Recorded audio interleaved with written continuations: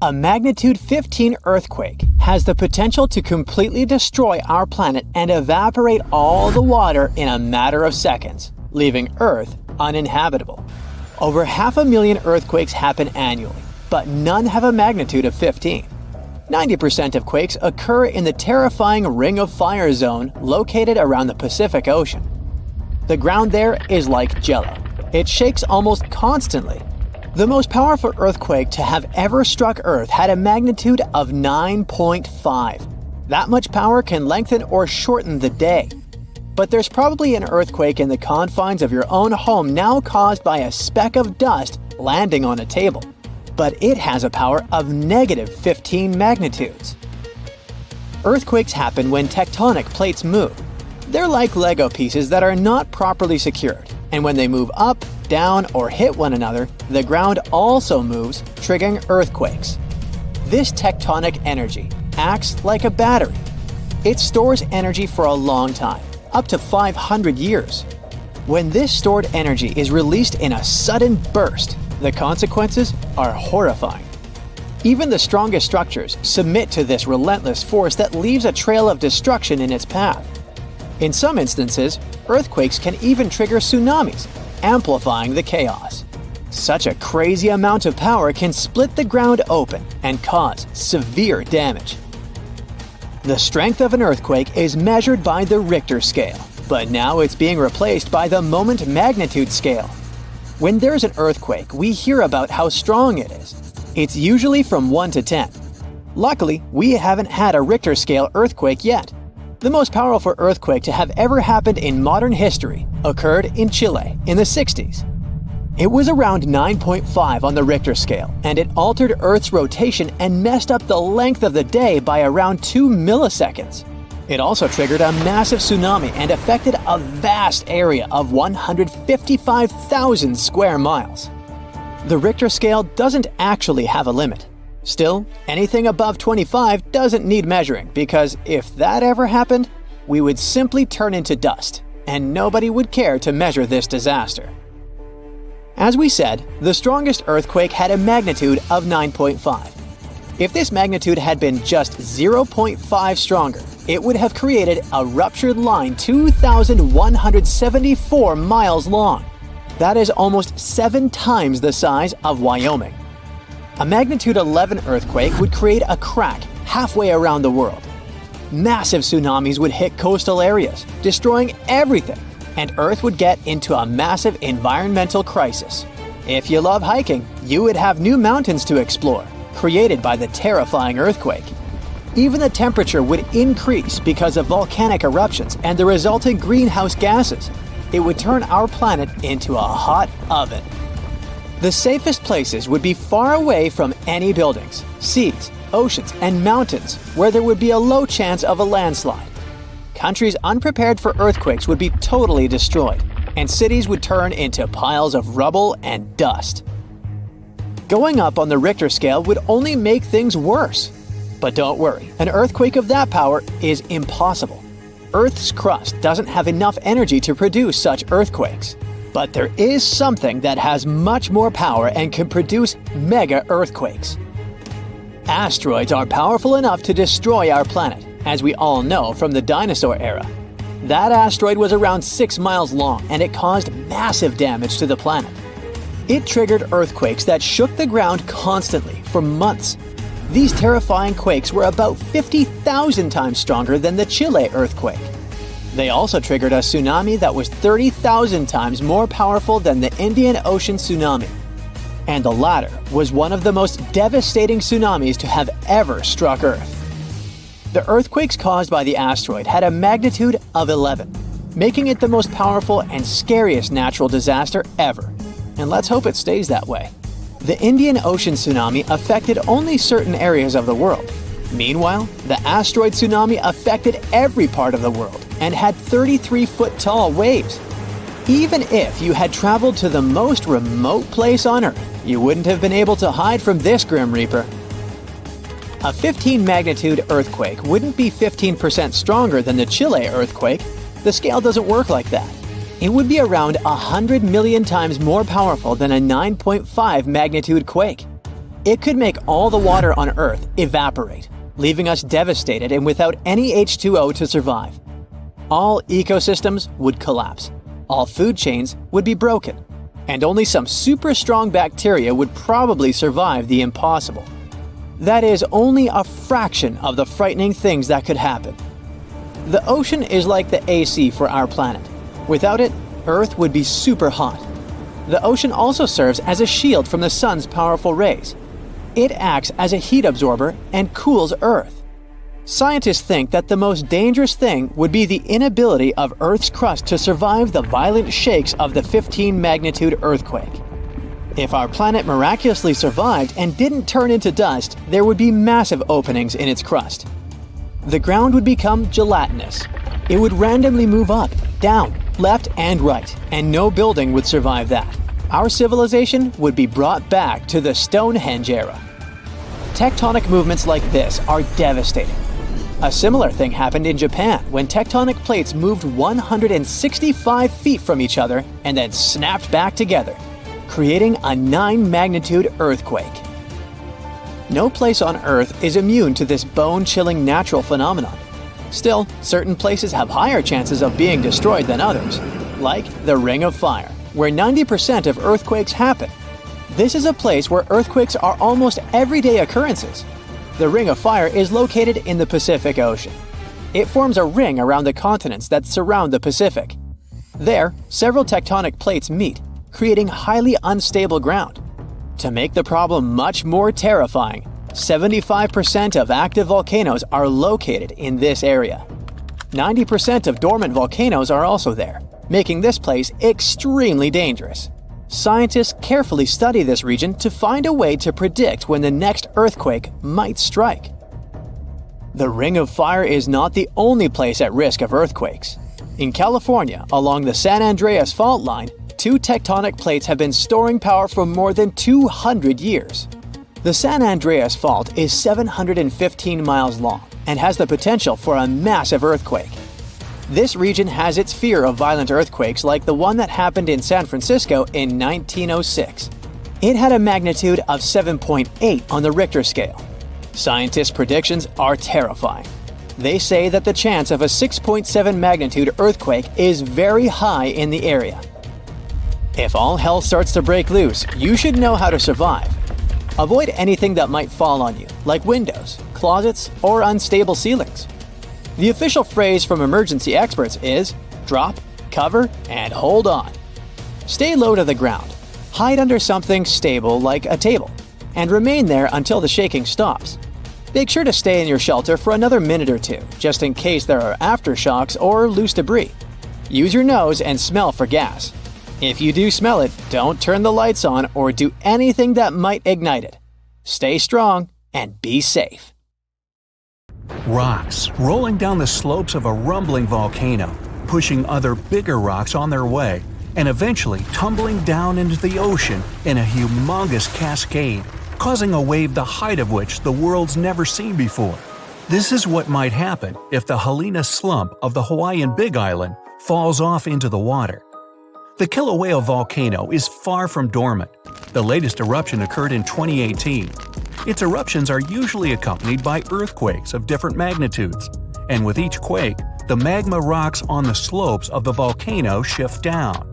These rock formations are called slumps, and the Helena slump is the most notorious of them all. In 1868, the shift of this slump caused a tidal wave rising as tall as 60 feet. But what's most troubling is that some 110,000 years ago, a landslide here led to one of the most powerful earthquakes ever, which in turn led to a mega tsunami of over 1,000 feet in height.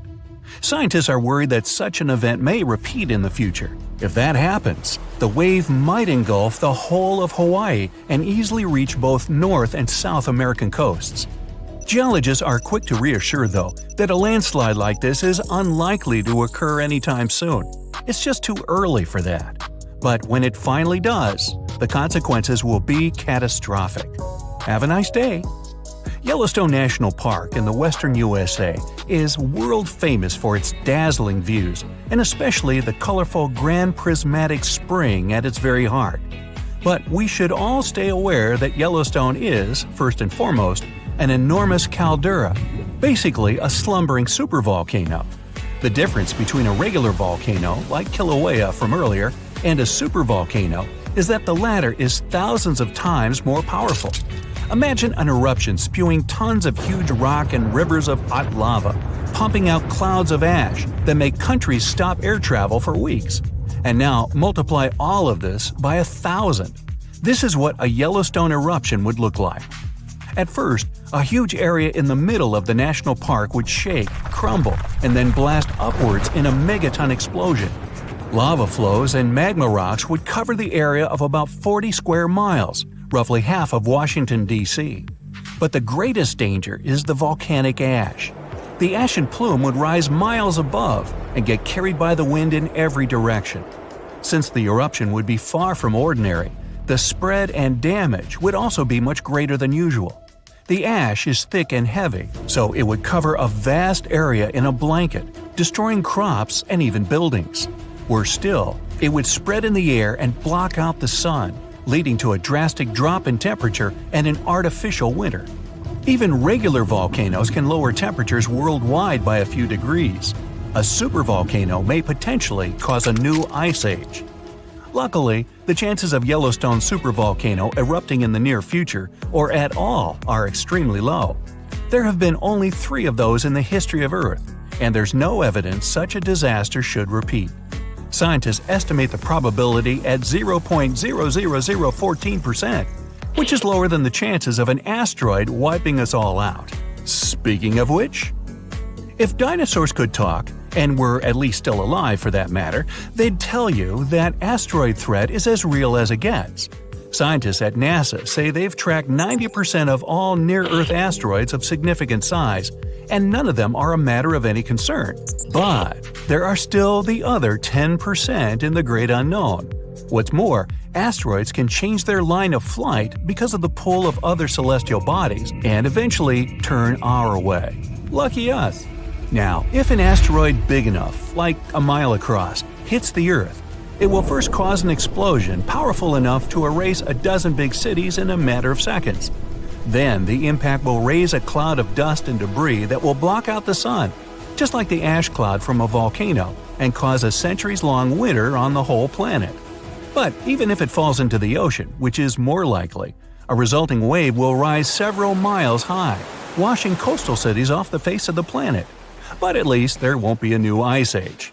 Although scientists are pretty sure there's no such threat in the near future, it can't be ruled out completely, and humanity needs at least 5 years to prepare for this event.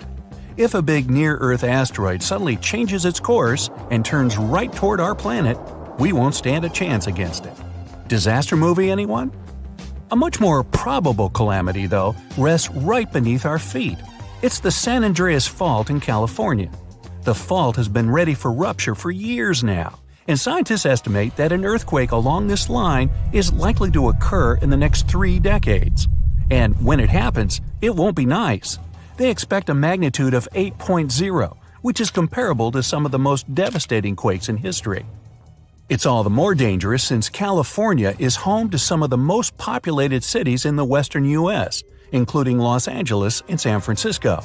High-rise buildings are common there, and they're particularly vulnerable against underground shakes. The San Andreas earthquake might cause a whole lot of damage both to cities and countryside. In the worst-case scenario, the ground might break apart, destroying buildings, farms, and changing the landscape altogether. Still, scientists believe that the probability of such a quake is only 7% for the next 30 years. So there's a rather big chance, 93%, that we'll never see that in our lifetime. Yet, there's another earthquake hazard not so far away from the previous one: the megathrust in Chile.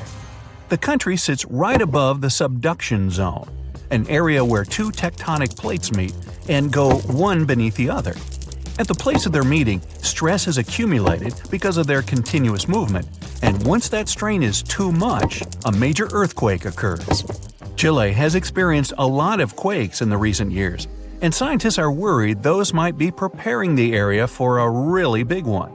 They believe a great earthquake is due to happen before the end of the century, and it might be devastating to the coastal area. Even smaller quakes cause tsunamis that flooded the west coast, and a huge one like that is likely to raise a wave of incredible height. On the bright side, Chile now knows to prepare in advance for the coming natural disasters, and geologists are pretty sure people will be able to evacuate before the earthquake strikes.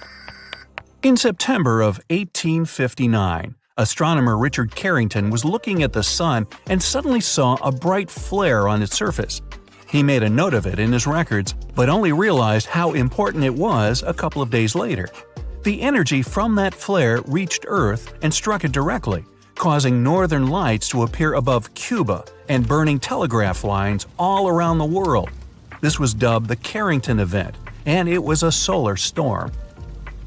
Such storms hit the Earth fairly often, but none of them were so powerful as the Carrington event, neither before nor after. But in 2012, astronomers registered a similar solar flare whose energy nearly hit our planet once again. If it had been just a week earlier, we'd have been in big trouble. Today, humanity relies on electricity in almost every aspect of life, and a powerful solar storm would mess with the electromagnetic field of Earth a lot. All electric appliances would either shut down or short-circuit, and huge transformers powering basically everything would go out of order for good. It would take years to repair them, and the cost of such a massive blackout would count in trillions of dollars. The worst of it is that science is almost unable to predict solar storms, and even if we could know about them in advance, we'd be powerless to stop them. The flare happens in a matter of seconds, and it takes about 8 minutes for the particles to reach the Earth's atmosphere, causing the disturbance. The power outage would come a bit later, in a day or so, when a massive cloud of plasma gets to our planet. At the moment, there's no protection against solar flares, and the chances of one powerful enough to cut all of our electricity in the next few years are quite high, about 12%. The only good thing about all this is that we now know of such a possibility and can at least prepare in advance. Hey, don't forget to pack some underwear and socks. You'll always need those. Back in the day, from 774 to 775, Earth got hit with a mega blast of radiation. This crazy burst of energy left its mark. 3 rings from that year show way too high levels of radioactive stuff. But what exactly caused it? Scientists are inclined to think that the reason was a solar flare. Some folks think maybe a massive supernova caused the radiation blast. But astronomer Phil Plait says that if that had been the case, it would have had to be less than 1,000 light years away and would have been crazy bright. But there's no record of that happening. No bright, shiny Death Star in sight. After looking at the radioactive carbon and beryllium in tree rings, scientists ruled out a bunch of other possibilities. At first, they considered that it was a smash-up between neutron stars or a neutron star and a black hole. These types of crashes produce a super quick blast of gamma rays without any light show, which lines up best with the evidence. But these kinds of collisions are super rare. Plait thinks it's kinda unlikely that this is the answer. He figures we should only see one of these events in our galaxy about once every million years. So having one just 1,200 years ago seems pretty wild. Scientists are seriously worried about these rare events. If one happened closer to Earth, it could seriously mess up life on our planet. Even if it was thousands of light years away, a similar event today could cause chaos with all the fancy electronic systems we've come to rely on. So it's a good thing those gamma ray bursts are so rare, because if they were more common, Earth might be in for a rough ride. You may think that if our planet could withstand mega radiation blasts, it can easily withstand something less frightening. Let's say grasshoppers. Sorry to say that, but it's not exactly true. Back in 1874, during a hot summer in Kansas, things took a strange turn. Grasshoppers, or should I say locusts, invaded the Great Plains like nobody's business. They came down like a storm, blanketing houses, trees, and even poor trains passing by. These bugs were on a mission to cause chaos. Farmers had to scramble to protect their wells and just about anything else worth saving. Locusts landed everywhere, wreaking havoc on everything in sight. Even poor sheep lost their wool. Locusts even stripped paint off wagons and handles off pitchforks. This is how destructive they were. Livestock tried to fight back by eating them, but there were just too many of these insects. That year, those critters caused about $200 million in crop damage. The locust invasion was so tough, even the US Army stepped in to help. In the end, locusts began to disappear, sparing the plains from further devastation. Natural disasters can be even more unexpected than radiation blasts from space and locust invasions. Check this out. Back in June 2017, a reindeer herder up in northwest Siberia was minding their own business when they suddenly heard a crazy loud blast and saw smoke shooting up from the ground. If that happened to me, I'd need to change my pants. Sorry. Later on, they found this huge hole that was like 23 feet wide and nearly 65 feet deep and was surrounded by chunks of ice and dirt. It turned out that there were over 17 such black holes in the area. They were filled with peaty water and shrouded in mystery. Some folks thought those were sinkholes. Others were sure they were left by top-secret device tests or even a bunch of meteorites. Now, the latest idea is that these holes are actually craters caused by the Arctic warming up and melting the frozen ground. The theory states that as the ground thaws, gas pockets trapped beneath the surface burst through, creating such dramatic holes. Apparently, these eerie craters have been showing up in specific spots in Siberia where ancient geological faults have been leaking out hot natural gas for ages. Combine that with some leftover methane from old lake sediments, and you've got a recipe for some explosive surprises as the planet heats up. Not scared yet? Alright, maybe you're afraid of darkness, huh? If so, you wouldn't like it back in 536. It's the year when the world went through a crazy 18-month period of darkness. A mysterious fog covered Europe, the Middle East, and parts of Asia, blocking out the sun and causing chaos. It was like the Dark Ages, but for real. It turns out that the main culprit behind this fog was a volcanic eruption in Iceland. This eruption spread ash across the northern hemisphere, causing temperatures to drop and crops to fail. People were freezing and starving. It was a mess. Historians from back in the day even talked about how weird it was. The sun looked like the moon. Summers were freezing cold, and even China had summer snow. It was all because of the volcanic ash blocking out the sun.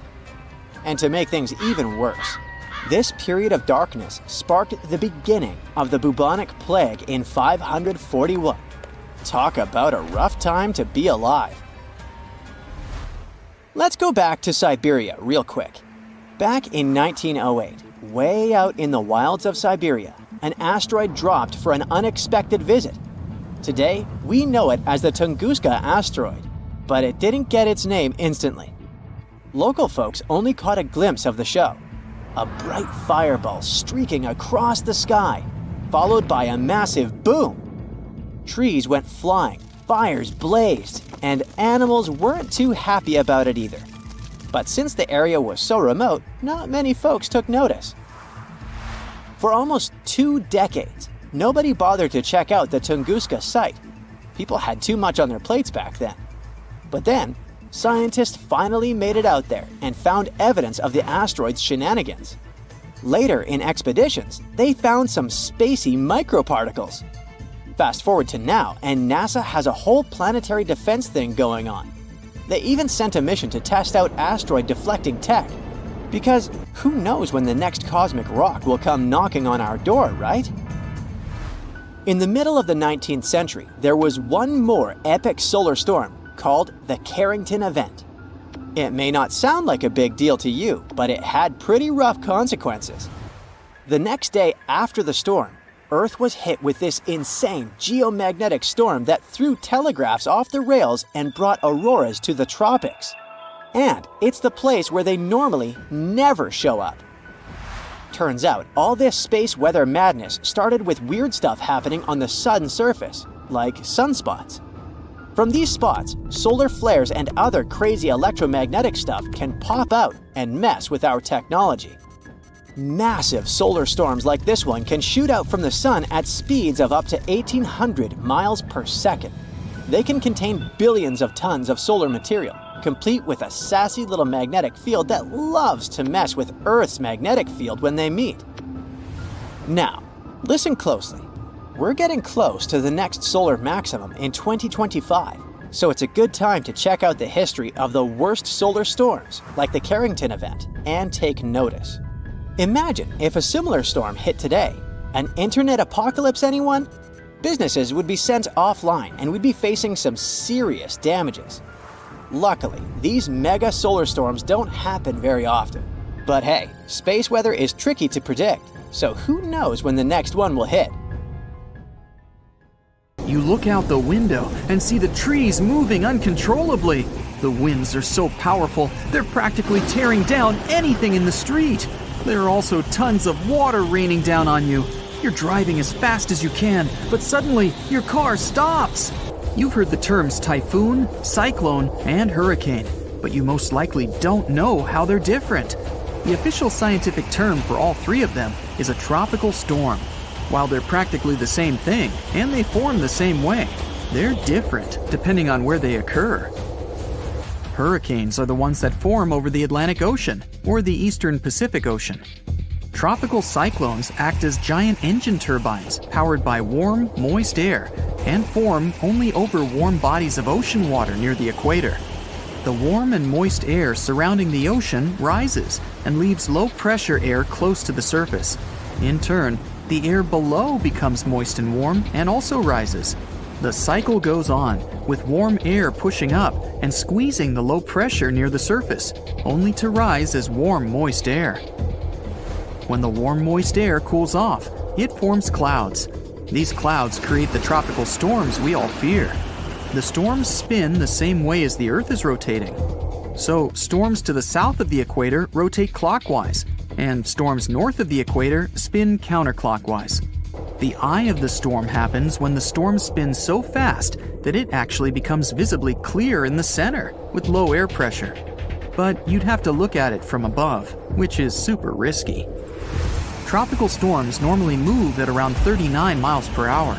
Tropical cyclones are way faster, around 74 miles per hour. They're also known as hurricanes. If you're standing at the tip of the North or South Pole, the Earth's rotation will appear to stand still, even though the rest of the Earth is experiencing day and night like everyone else. In the poles, you have really long nights and days that last for months. Over at the equator, time moves along with the distance around the planet, which is around 25,000 miles long. The Coriolis effect makes wind patterns traveling long distances around Earth appear to move in a curve rather than a straight line. And because of the planet's unique shape, the speeds are different. It affects the Coriolis force and hurricanes as well.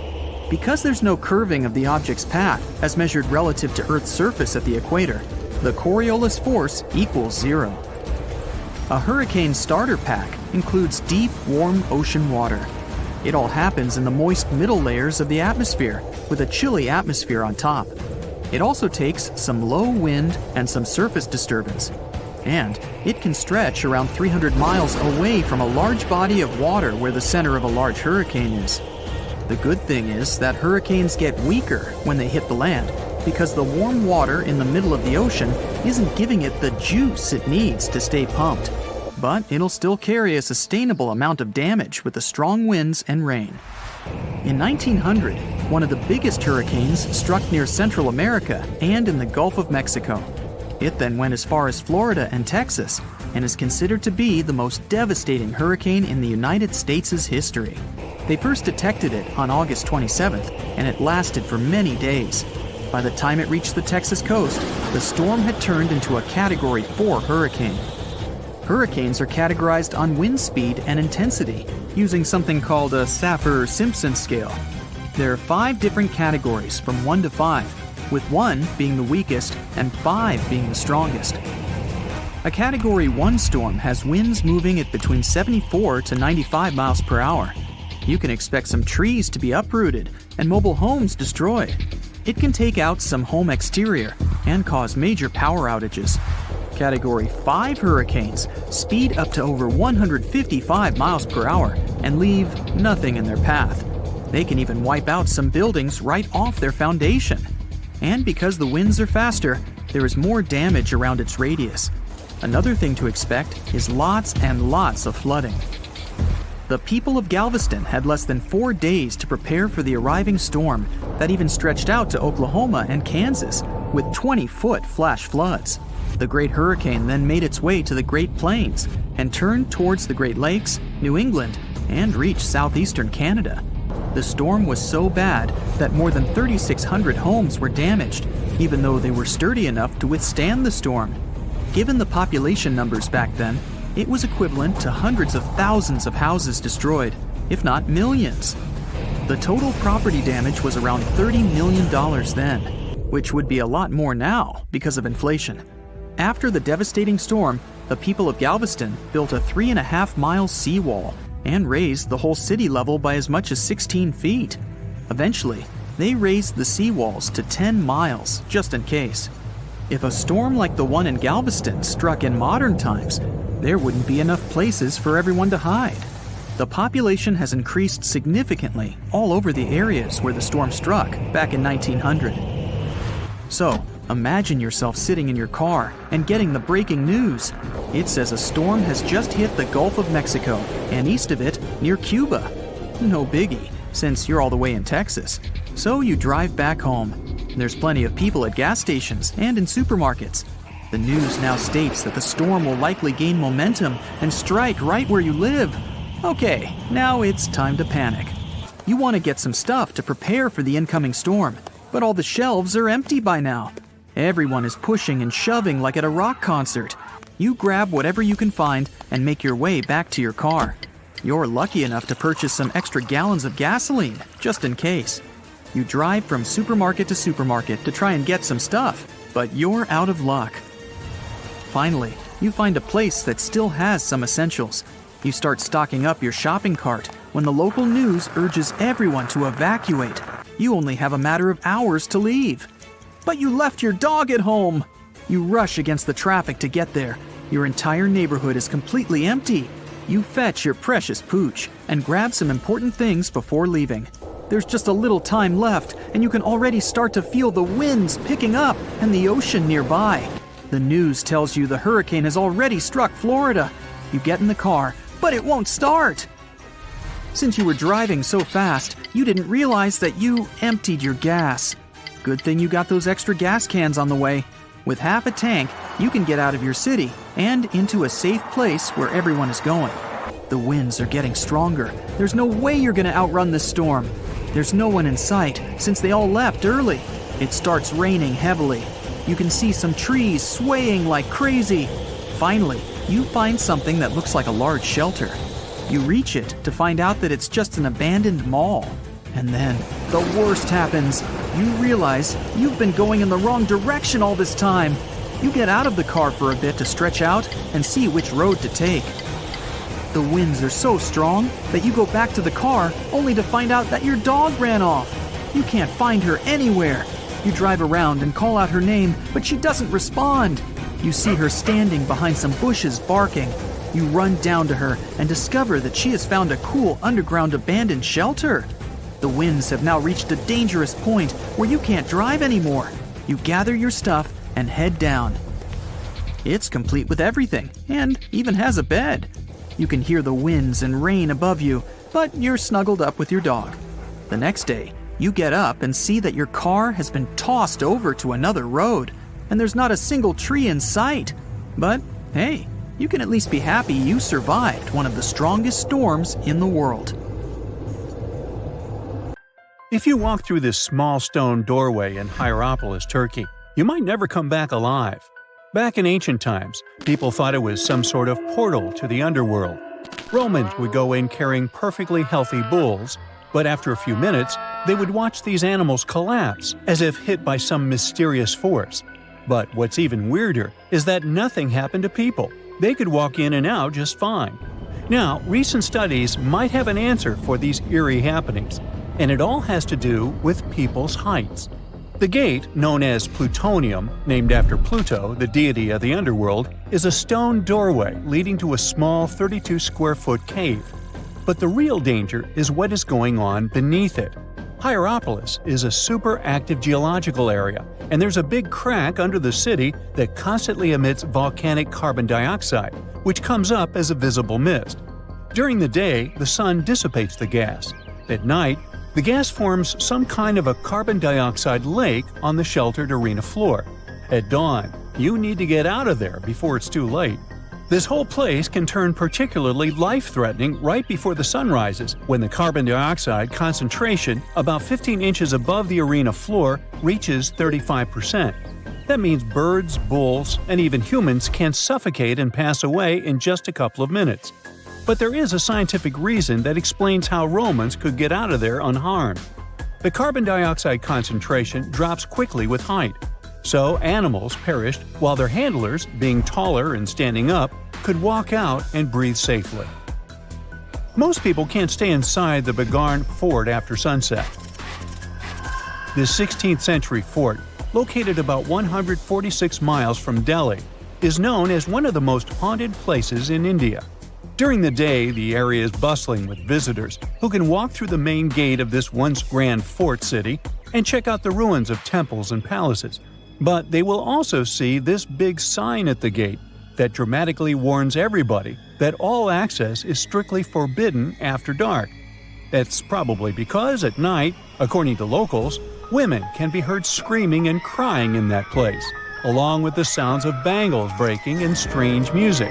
Others have reported seeing shadowy figures and flashing lights among the ruins, or even smelling a strange perfume floating around. Iwata no Yabushiasu is one of Japan's most restricted forests, located in Ichikawa. The forest itself is a small area, covering just a little more than 40 square yards, and it is mostly a thick patch of mosu bamboo. Its location next to a parking lot and modern buildings makes it seem less intimidating. But don't be mistaken by its appearance. Since at least the 19th century, people have said that anyone who enters this forest is bound to disappear and never be seen again. So, as soon as you arrive, a sign near the forest tells you about its history and the curse believed to be linked to it. Some rumors suggest the creepy presence of an ancient samurai lord walking around. Other legends say that the forest hides a bottomless pit filled with poisonous gas. Whether these stories are true or not, today the area is enclosed by stone walls, and entry is still strictly prohibited. In a valley called the Dark Entry Forest in Connecticut, you will find Dudley Town, but you definitely shouldn't go inside. Not only has the land been private property since the 1920s, but it is also known as one of the spookiest places on Earth. This place was first settled in the early 1740s, and many of the original settlers were from the Dudley family. That's why it's called Dudley Town. There's a local rumor that the town's founders were descended from Edmund Dudley, an English nobleman who lost his life for treason. The legend says this curse followed the Dudley family all the way across the Atlantic to America, and their misfortune is said to be responsible for crop failures, mental problems, and several tragic incidents in the village. Again, it is all just rumors, since historians haven't found any real evidence to support these claims. Still, the pitch-black surroundings and the eerie Blair Witch Project vibe going on in that place fueled ghost stories in the 1980s. This led to many cases of vandalism in the following decade, and because of that, the landowners closed the area to the public. This old abandoned building used to be the fancy palace of King Farouk's family, who was the penultimate king of Egypt back in 1936. After his family members passed away, the palace was turned into a morgue. Locals say that today, the whole place is super creepy and off-limits. Some people have reported seeing light bulbs flicker and shadows move around, making strange noises. Once, a group of kids allegedly went inside and totally freaked out when they found all the doors had suddenly disappeared, leaving them in complete darkness. They had no choice but to start screaming for help.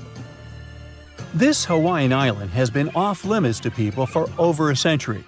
It's called Nio and is the smallest inhabited island in Hawaii, covering around 69.5 square miles. It has around 84 residents. The island doesn't have cell phone service, paved roads, or power lines, just solar panels for electricity. A single family has privately owned the island since 1864, when a Scottish farmer bought it for $10,000, which would be around $250,000 today. The island has stayed in the family, passing down to its descendants, the Robinsons. They have kept it private ever since, so access is highly restricted and basically by invitation only. The Erdstall tunnels are a network of about 2,000 mysterious underground passageways mainly found in Central Europe, especially in Austria and Bavaria. These tunnels are usually narrow and cramped, often just wide enough for one person to squeeze through at a time, and they are believed to date back to the Middle Ages, as far back as the 12th century. What's really puzzling about these tunnels is their purpose. Despite a lot of research, nobody really knows why they were built. There is a theory that they were used for storage, but since many of them are below the water line and occasionally get filled with water, that doesn't seem very practical. These tunnels have very light, almost claustrophobic sections and sudden drops, which doesn't seem practical for other straightforward uses like escape routes, hiding places, or even spiritual purposes. To make things even more mysterious, there is a complete lack of artifacts, which makes it even harder for researchers to figure out what these tunnels were really for. Since 2019, adventurous people can get arrested if they try to climb this rock. Uluru, also known as Ayers Rock, has been off-limits because it is now considered a sacred site for local communities. But the fact that it is also extremely dangerous probably played a big role in the decision to close it off to visitors. This rock is 1,142 feet high, which is about the height of an 80-story building.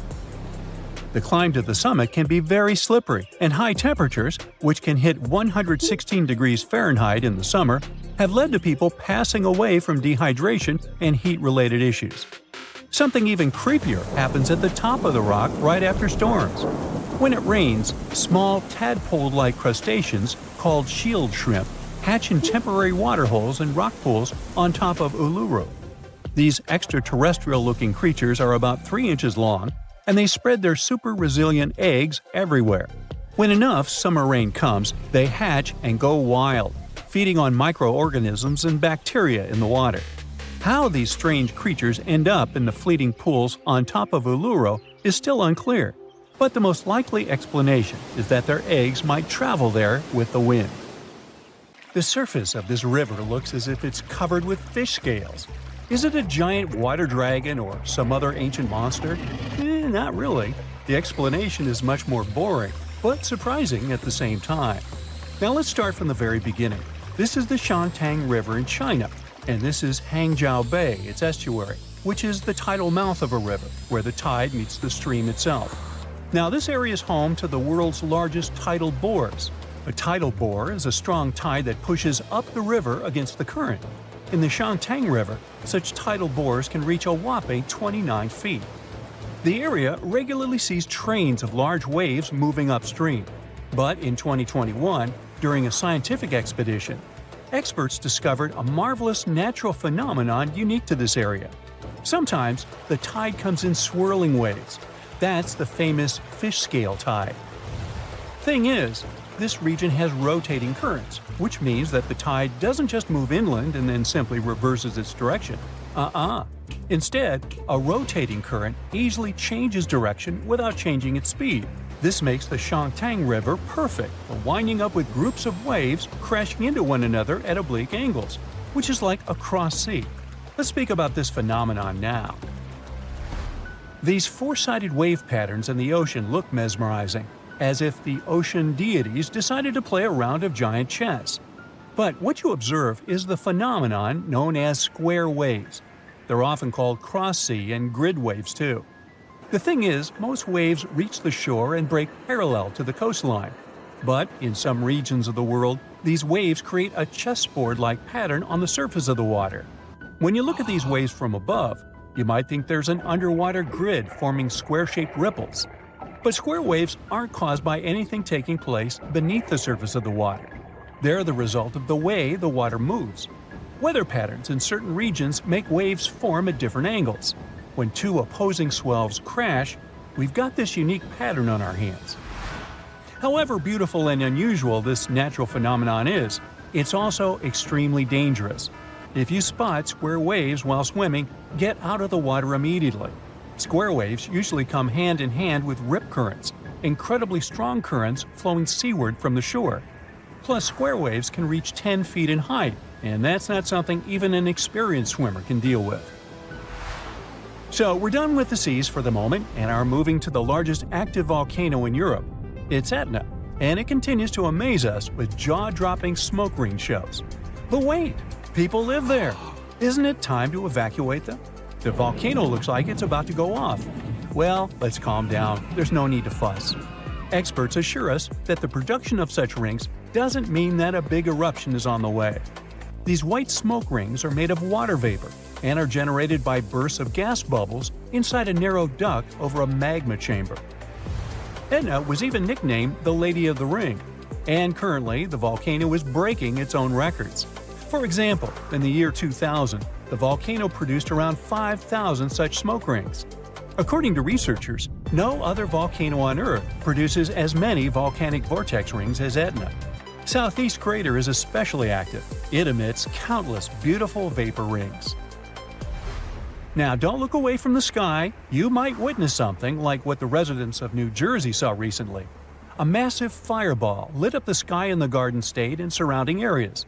A meteor falling to the ground looked like a bright streak of light, and the folks of several New Jersey towns, as well as some parts of New York, Pennsylvania, and Connecticut, reported this show to the American Meteor Society.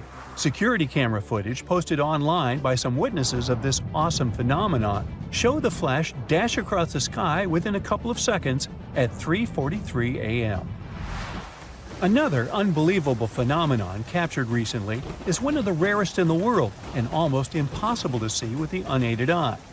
A West Australian photographer was shooting a wet season thunderstorm just outside of Derby when he managed to film on camera a few red sprites. He said later that they were gone in the blink of an eye. He described red sprites as huge, feathery tendrils of purple and red and specks of bright red. Red sprites are massive electrical discharges that take different shapes and look like reddish-orange flashes. They last for just fractions of a second and occur after super strong lightning strokes. Even though they're usually caused by the lightning discharges between a thundercloud and the ground, sprites soar up into the air, up to 60 miles. Interestingly, this phenomenon had been dismissed and considered to be fiction for decades, until scientists finally caught it on film. Since that time, red sprites have been recorded regularly. Catatumbo lightning is the world's longest lightning storm. The heart of the storm, which repeats every year, is over the mouth of the Catatumbo River, where it empties into Lake Maracaibo in Venezuela. This storm towers higher than a regular one. Catatumbo lightning occurs for 140 to 160 nights a year, lasts for 9 hours a day, and produces 16 to 40 lightning flashes per minute. Maybe you've heard of how they say lightning doesn't strike the same place twice? Well, Catatumbo doesn't seem to know about this rule. Or at least, it doesn't prevent storm clouds from gathering in the very same place year after year. A fellow hill walking in the UK has captured amazing shots of a weather phenomenon that was called an angel in the sky. So look at it. This scene was captured with a Canon 5D Mark IV camera. The silhouette, though, isn't some non-material thing. It's just the shadow of the photographer at the center of a circular rainbow. Mesmerized, the photographer took a few more photos and continued walking. Such an effect is produced when an observer stands above the upper surface of a cloud. It can also be a mountain or some other high ground, and the sun should be shining from behind their back. When the observer sees their shadow, the light is reflected in such a way that a bizarre circular glory appears around the point directly opposite the sun. Another cool sky phenomenon was witnessed in Auckland. Look at this. What does it remind you of? I bet you think it looks like a spaceship from a different civilization, but it's just a rare meteorological phenomenon.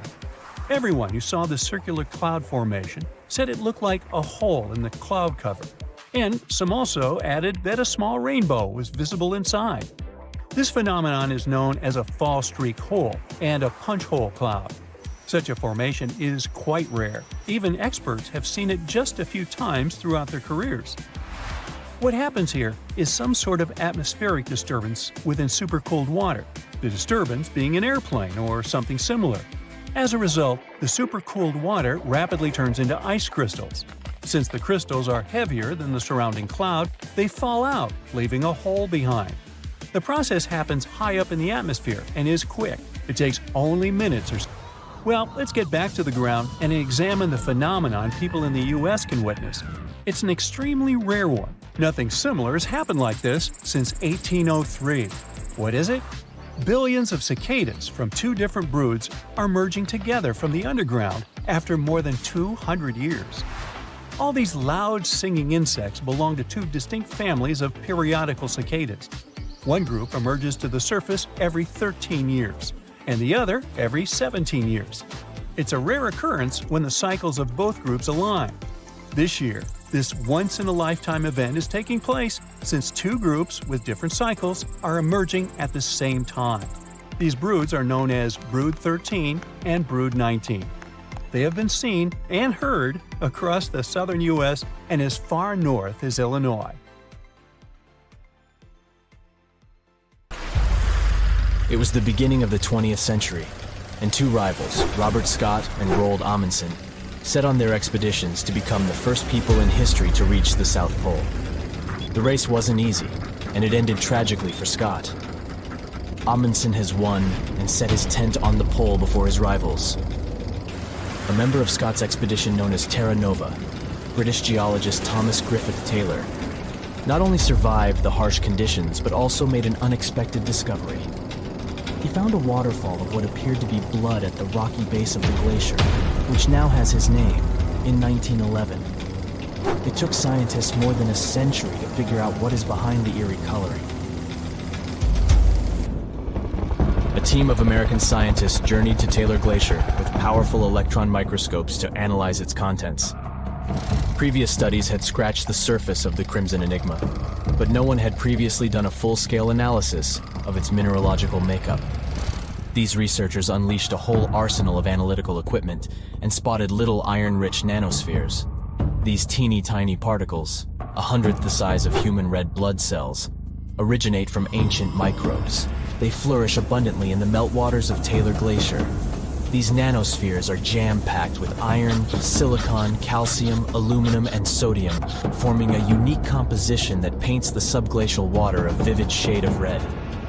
These nanospheres don't have the usual crystalline structure found in minerals, which is why previous detection methods failed to spot them. Taylor Glacier's icy depths harbor an ancient microbial community that has thrived in isolation for thousands or possibly even millions of years. This discovery could help us in the search for life outside of Earth.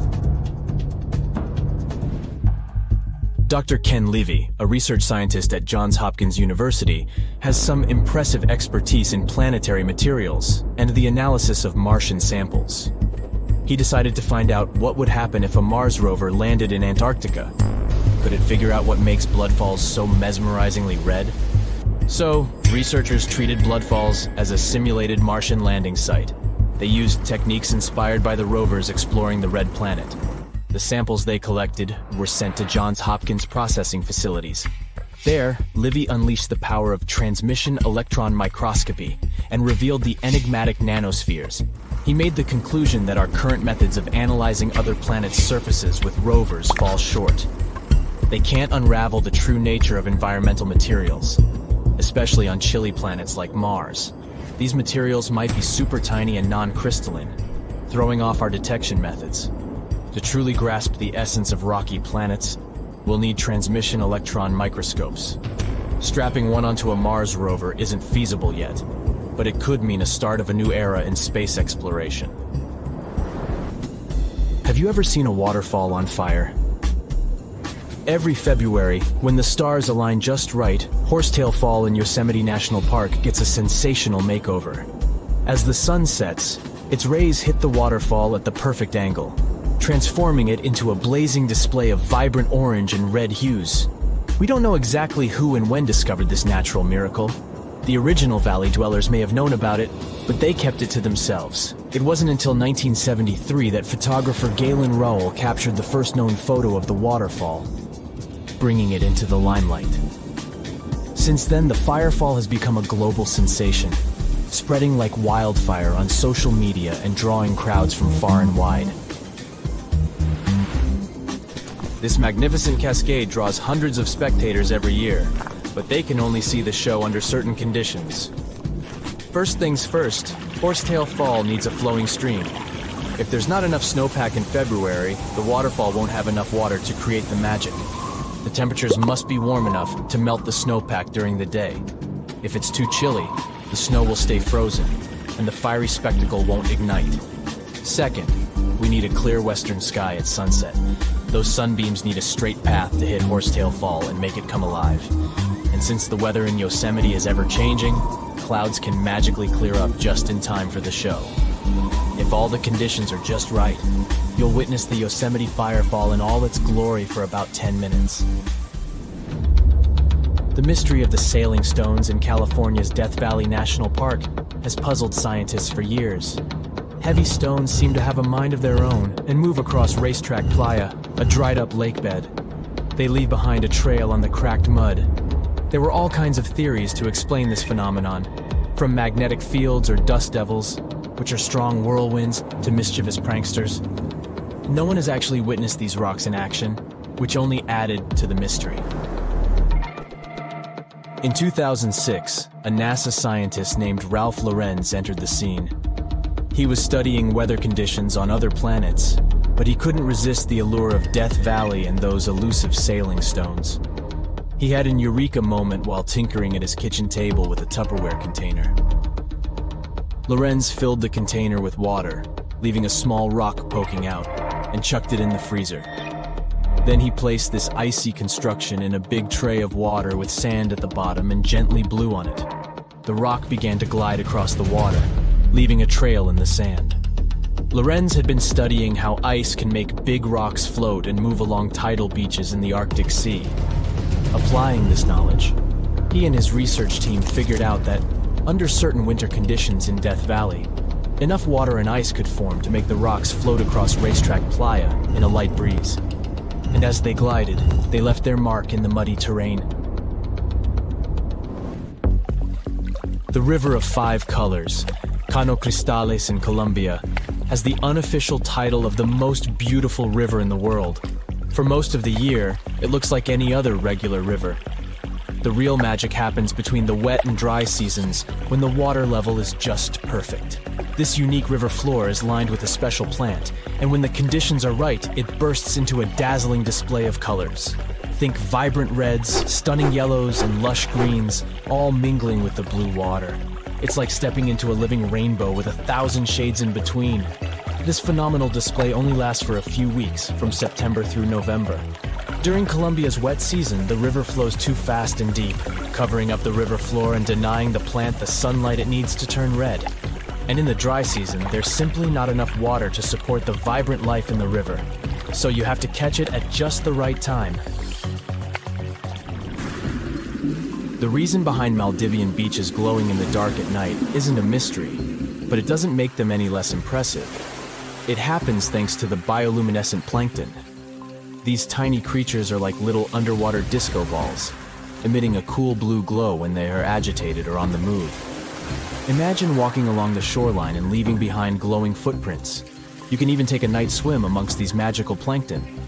Researchers have discovered that their bioluminescence is actually a clever defense mechanism against predators. When these microorganisms flash their little blue lights, it disorients and surprises their attackers.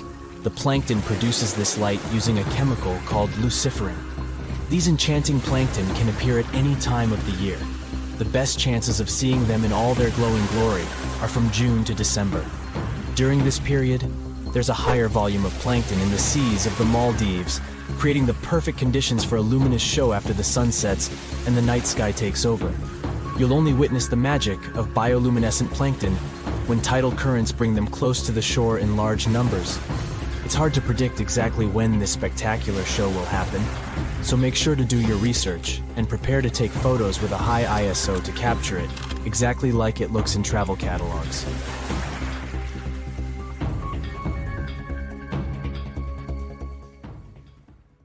If you think you're safe from violent tornadoes because you aren't living in the tornado alley, you could be dangerously wrong. It's shifting to the east. It looks like we're about to see fewer single tornado days and more days with multiple powerful tornadoes. And because they're shifting into more populated areas, they could take more lives and ruin more homes. There isn't enough time to build infrastructure to protect everyone from this fast-moving danger. So the least you can do to save yourself is learn as much as you can about it. About 1,200 tornadoes hit the US every year. You gotta thank the unique geography that sets up the perfect conditions for it, especially in spring and summer. Winds from the Pacific drop moisture over the Rockies and become dry and cool as they move east. They collide with warm, humid air streams from the Gulf of Mexico over the flat terrain. And that's how unstable air and wind shear, which are the perfect conditions for tornadoes, are born. Historically, tornadoes were most common in Tornado Alley. This term was first used in the 1950s by two meteorologists as the title for their research project to study extreme weather in Texas and Oklahoma. Northeastern Texas and south-central Oklahoma are precisely the areas we think of when we talk about Tornado Alley. But in the past 10 years or so, it has shifted eastward by up to 500 miles. Now, eastern Missouri, Arkansas, western Tennessee, Kentucky, northern Mississippi, and Alabama see more tornadoes. The storms of early 2023 are great proof that this trend is real. A violent tornado hit Rolling Fork, Mississippi, and another outbreak caused huge damage in the new Tornado Alley. Data from the past 2 years shows that large tornado outbreaks with multiple twisters from a single weather system are also moving eastward and becoming more frequent and intense. The Tornado Alley is shifting eastward mainly because of supercells. Those strong thunderstorms with rotating updrafts create new tornadoes. Supercells form when warm, humid air near the ground interacts with cool, dry air higher up. You can say that we're living in the middle of a natural experiment. We see changes in the basic ingredients for severe storms. But we don't know how significant these changes are. Experts predict that supercell storms will become more frequent in the late winter and early spring and less common in the late summer and fall. The air in recent years is getting warmer and moister, and the interactions between air masses more and more common. Experts explain that the atmosphere is becoming more unstable and the Gulf of Mexico sends more water vapor into the southeastern U.S. All these factors fuel the storms. Research also shows that the so-called dry line, which divides the wetter eastern U.S. from the drier western U.S., is shifting eastward too. This line has traditionally fallen along the 100th meridian, but has moved about 140 miles east since the late 1800s. This shift can affect where storms form, as the dry line works as a boundary for convection, where warm air rises and cold air sinks, fueling storms. Milder winters we've seen recently also mean more opportunities for unstable air masses to interact and form supercells earlier in the year. It's tricky to predict how the situation will change and how dangerous it is, because we don't have that much data on how weather patterns affect such short-lived events as tornadoes. The U.S. National Weather Service only began keeping tornado records in 1950, and they didn't catch many tornadoes in remote areas. Data shows that the number of days with tornadoes each year has decreased, but there's more tornado activity on those days when they do occur. The records also show that some years, tornadoes take the lives of up to 20 people across the U.S., and in other years, they take over 100 lives. But now, there are more people living in the paths of tornadoes because the U.S. population has more than doubled since 1950. And the Southeast, where tornado activity could go up, has way more residents now. Texas and Oklahoma are well prepared with tornado shelters. But areas in the Southeast are less equipped. Plus, there are many mobile homes in the Southeast which are vulnerable to windstorms. Tornadoes in this region often strike at night, and they are 2.5 times more likely to cause fatalities. We could possibly have more events like the 2008 Super Tuesday tornado outbreak. It hit the southern U.S. and lower Ohio Valley, and over just 15 hours, 87 tornadoes rushed through the area and caused massive trouble. 57 people lost their lives across 4 states and 18 counties, and many others were injured. The tornadoes were fueled by strong low-pressure systems that brought record warmth. There were supercells and rotating winds that produced these violent tornadoes. Early on February 5th, a squall line developed from eastern Texas to Missouri and moved east. One of the most intense tornadoes traveled 122 miles over 2 hours. By the early morning of February 6th, the severe weather threat shifted to the eastern U.S.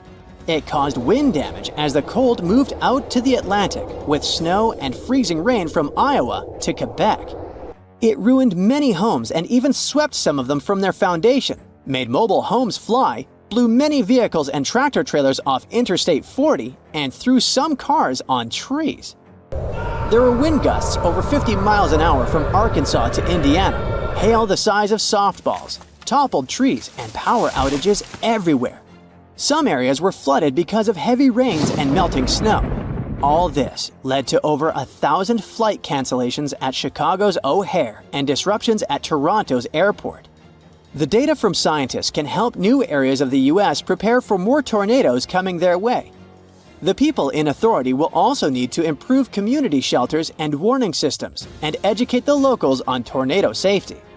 You can also get prepared by learning 3 basic rules: get in, get down, and cover up. When you hear the warning for an upcoming tornado, get into the most interior room in your house and stay away from doors and windows. If you have a basement or an underground tornado shelter, hide there. If not, just be on the lowest floor possible. You can use whatever's at hand to protect yourself from debris. Clothing, pillows, blankets, a mattress, or a bulky table. Anything will do. There's a tip that says that the bathroom is the safest place to hide. It makes sense because those are mostly right in the center of homes. In March 2023, a man and his girlfriend in Rolling Fork, Mississippi survived a tornado in their bathtub. It got thrown into the air but landed safely amid the wreckage of their mobile home. But there's actually nothing extra safe about being in a bathtub with a mattress. Closets and walk-in showers that are deep inside the building can also offer good protection. Don't use elevators. You can get trapped inside if there's a power outage.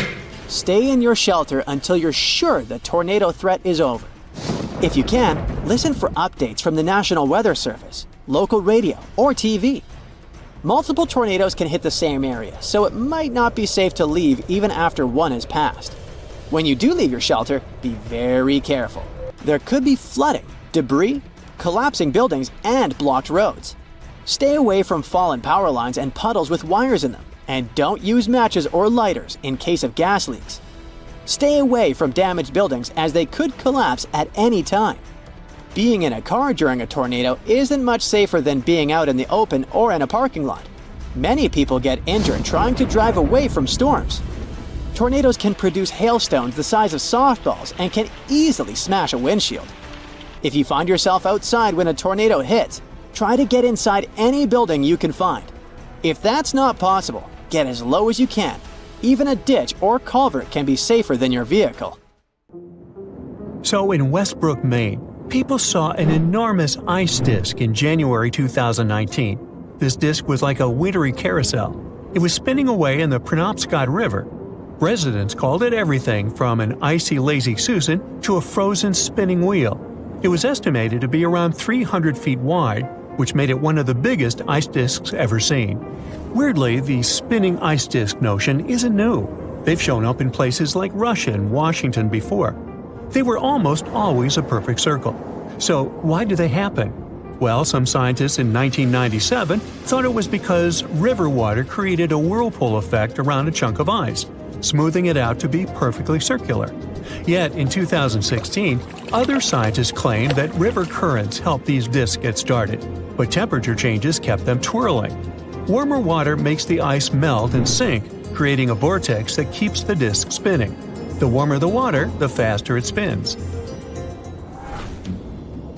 Ever heard of the Hestilin lights of Norway? They aren't the same as northern lights. Think of these lights as glowing balls. They have been seen since at least the 1930s. These luminous wonders show up in all sorts of colors and shapes. Sometimes they flicker, and other times they just chill in the air. The Hestilin lights can show up 10 to 20 times a week.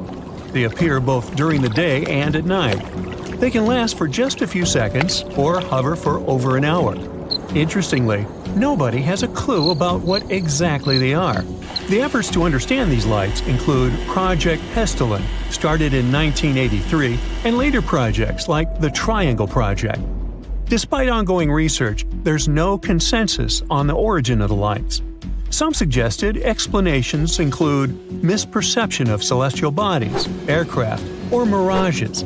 One theory ties the lights to airborne dust from mining, while another mentions plasma formed by ionized air and dust during radon decay. Okay. Ringing rocks is a cool geological thing you probably didn't know about, and it's our next stop on the Mysterious Natural Phenomena Tour. You can find them in Bucks County in the U.S. If you give these rocks a hit with a hammer or another rock, they start ringing. Scientists have been studying them, but the mystery remains. There are different hypotheses about this one too. Things like the size and shape of the boulders and how they're stacked can affect the sounds they make. But that alone doesn't give them the ability to ring. Even though the sound is often described as metallic, it's likely because of the rock's density and internal stress, not just its iron content. A scientific experiment from the 1960s suggested that the ringing ability came from some internal stress, not external weathering. The live rocks found in the middle of boulder fields showed expansion or relaxation after being cut, indicating internal elastic stresses. A slow weathering rate in dry fields could cause these stresses. The relic stress theory suggests that these boulders act like guitar strings. A de-stressed boulder gives a dull thud, but a stressed one resonates at different frequencies. The boulders can still ring when removed from their fields, leading to myths about stealing them. Most fields are now cleared of smaller ringers, and breaking large boulders stops the ringing. Large equipment is needed to move the remaining small ringers, weighing over a ton. Now let's talk about the Naga fireballs. They only show up along the Mekong River in Asia. These picky fireballs hang out in just a 155-mile stretch of the river. The reddish glowing balls rise naturally from the water into the air. Their scope ranges from small particles to the size of a basketball. The reported number of fireballs varies from tens to thousands per night. They can be spotted all year round, but they seem to go wild during the full moon in late autumn. Why? Well, that's just another one of their little mysteries. Some have tried to explain the phenomenon scientifically. One theory suggests that flammable phosphine gas from the marshy environment could be the cause. However, skeptics argue that spontaneous ignition isn't likely to be the reason. Another scientific explanation involves free-floating plasma orbs created when surface electricity is discharged into a solution. Still, these typically occur in controlled settings during experiments, and not naturally. We can carry on with ball lightning. It's a super rare thing, a glowing ball that shows up in the air. It likes to make an appearance close to the ground during thunderstorms, hanging out with regular lightning. It can be red, orange, yellow, white, or blue, and it's often accompanied by a hissing sound and a funky smell. This flashy sphere of light is a quick show. It lasts just a few seconds, zooming around, and then poof, it's gone, sometimes quietly, sometimes with a little pop. Ball lightning might seem like a troublemaker, but it's usually harmless. Sure, it's been known to burn or melt stuff on occasion, but it's not out to get us. Scientists aren't entirely sure why it happens or how it's related to regular lightning. People have been tossing around ideas like weird air or gas behavior, high-density plasma stuff, or even a vortex of glowing gases. Even microwave radiation trapped in a plasma bubble is on the list. But don't get it confused with bead lightning. That's a different one, more like a string of beads. And it happens when a bolt of lightning sticks around for a good chunk of a second. Shh! We're now at the Mapimi Silent Zone. It's this spot near this place in Mexico. The story goes that in this desert patch, you can't pick up any radio signals or talk to anyone. In July 1970, a rocket from Utah went off course and landed here. It was carrying some sort of cobalt. Authorities had to haul away tons of soil from the crash site. Now, thanks to the cleanup, the silent zone is wrapped up in myths. People talk about weird magnetic stuff messing with radios and about plants and critters going through mutations. Well, locals go with it, boosting tourism in the region.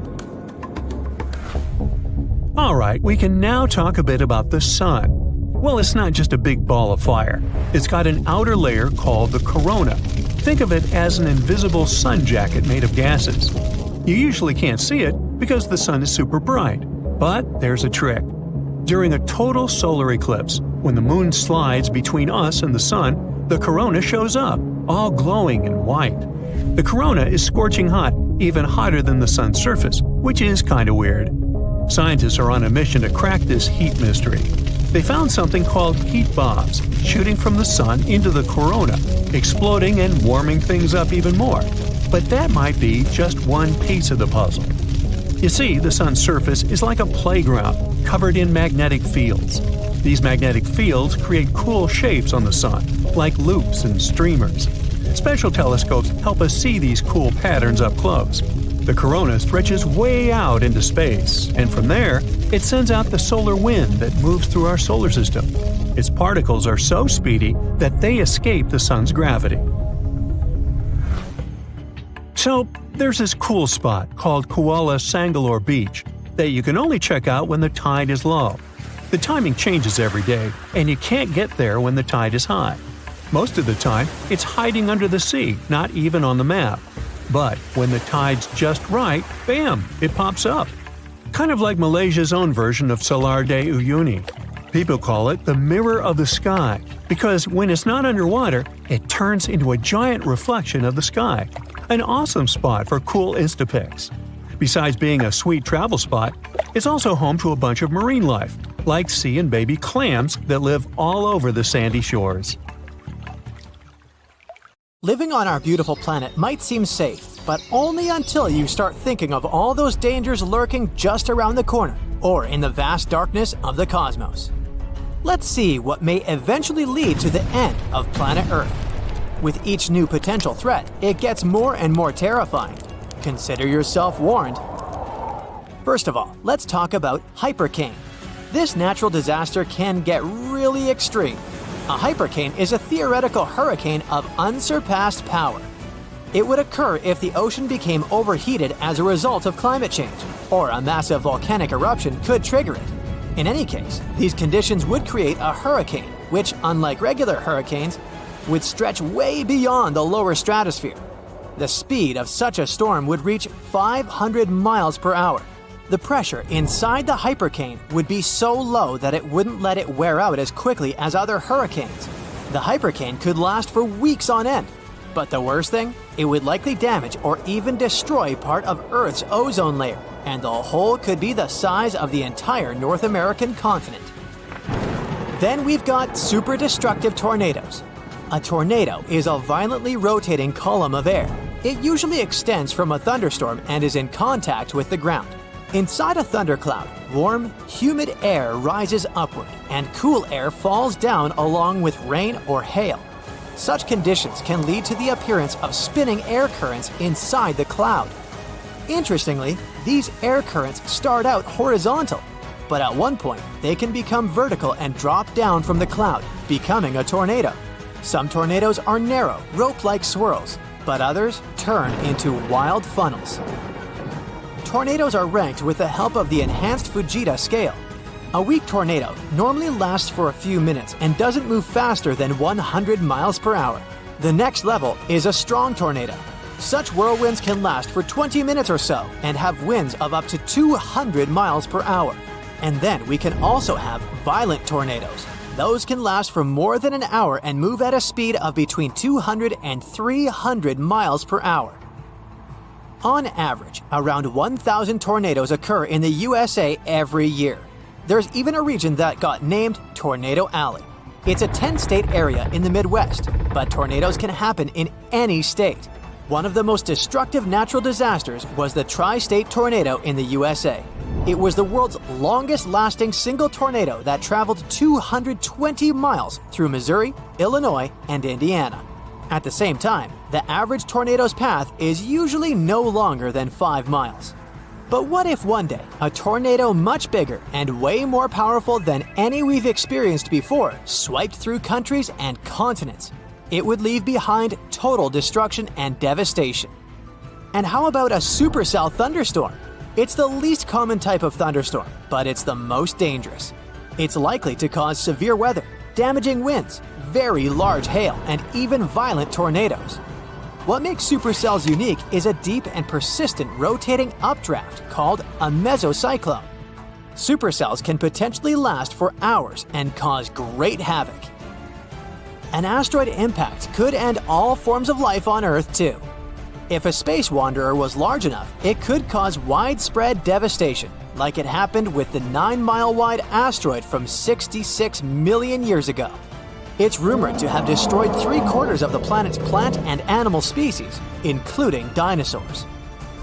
Depending on the asteroid's size and the speed of its approach, the impact could lead to massive fires, tsunamis, and the eternal winter effect. It happens when the debris ejected into the atmosphere blocks sunlight and disrupts the global climate. Luckily, we'd probably notice such a large asteroid coming close to our planet with the help of our equipment long before the collision and would have enough time to get rid of this threat. It would be our very own sun that would bring our world to an end. Our star is a gigantic, constantly changing ball of molten gases. Every once in a while, it spews out bursts of energy, solar flares. They often go hand in hand with something called coronal mass ejections. Those are giant bubbles of ionized gas that can accelerate to incredible speeds. The most powerful volcanic eruptions pale in comparison to solar flares that release 10 million times more energy. Within a few minutes, one solar flare can give out billions of tons of charged particles. Solar flares are also insanely hot, with the temperatures reaching several million degrees Fahrenheit. Astronomers believe that such bursts of solar radiation happen when the sun's magnetic field gets twisted in some regions. At one moment, all the pent-up energy is released. The star sends out light and particles, mostly electrons and protons. Most solar flares last for minutes, but some continue for hours. Scientists classify solar flares depending on how brightly they shine in X-rays. You aren't likely to notice the tiniest flares if you don't have special equipment. Medium solar flares lead to fleeting radio blackouts at the poles, but nothing too serious. It's X-class flares people should worry about. They cause the strongest and longest-lasting solar storms. Now, if you had gamma-ray vision, you'd be able to see immensely bright flashes. They occur every day, outshine everything around you, and then disappear again. Those flashes are gamma-ray bursts. One of them could wipe out Earth's atmosphere. The flash that might ruin our planet would most probably be born in a faraway galaxy during a merge of two collapsing stars. It would be immensely powerful and super bright. Still 1,000 light-years from Earth, it'd already shine as bright as the sun. Our planet's atmosphere would try to protect us, but its natural shield wouldn't last. The radiation would be so powerful that it would literally cook the atmosphere. It would create nitrogen oxides that would destroy the ozone layer. Without this layer, ultraviolet rays coming from the sun would be hitting Earth's surface at full force. They would wipe out tiny plankton in the ocean. But these plankton produce from 50 to 70% of all oxygen in the world. So, with their disappearance, there would be a severe lack of oxygen, which would lead to the disappearance of life on the planet. In the end, the heat and ultraviolet light coming from the sun would turn the planet into a huge chunk of rock. And what if we came across a wandering black hole? You might know that a black hole is a region in space where gravity is so powerful that not even light can escape its clutches. Luckily, the nearest to us black hole is 1,500 light-years away. It seems that we have nothing to worry about until we learn about wandering black holes. Now, things definitely get way creepier. If such a black hole entered the solar system, Earth would be doomed. We wouldn't stand a chance against this space monster. In 2020, 13 wandering black holes were spotted not so far away from our planet. But not far away in space terms means around 1 billion light years away, so we've got some time left. Plus, the possibility of such a disaster is very, very low. One day, a rogue planet might push Earth out of the habitable zone and into an extreme orbit farther from the Sun. Then the climate all over the planet would start getting colder and colder. Don't forget that the farther our planet is from the Sun, the weaker the star's gravitational pull on our planet is. In the end, our beautiful Earth would get too far away from its main source of light and heat. It would turn into a lifeless piece of rock covered with a thick layer of ice. Or the Sun might expand and turn into a red giant. If it happened, it would change the entire habitable zone of our solar system. The disaster would start with our star running out of hydrogen in its core. This would trigger a chain of reactions, which would eventually lead to the core of the Sun heating up and getting denser. As a result, the Sun would get way larger than it is now. During this transformation, the Sun would swallow Venus, Mercury, and Earth. This is John. John seems to attract all kinds of bad weather and natural disasters wherever he goes. See for yourself. One day, John notices his dog is restless. The pooch keeps scratching the entrance door and wandering around the house. He even tries to hide in the corner, howling and barking. When some mugs start to clink in your cupboard, John realizes what it means. The noise is produced by foreshocks, mini earthquakes leading up to the main event. Earthquakes often happen in clusters. After a few weak quakes, a much bigger one is likely to be on the way. Sometime before the disaster strikes, people might notice bizarre blue lights. Some of them seem to be coming out of the ground. Others are hovering in the air. These are earthquake lights. They may appear days or mere seconds before the ground starts shaking. Now, John is walking along the ocean shore. Suddenly, he sees the water retreat from the beach. Really, really fast. Uh-oh. John, run away as quickly as you can and find some high ground. A tsunami is coming. And your life might depend on how fast you react. If John spots a bizarre and unexpected rise in sea level, it can be another sign of an approaching tsunami. This happens in 40% of cases. The incoming water is the first tsunami wave.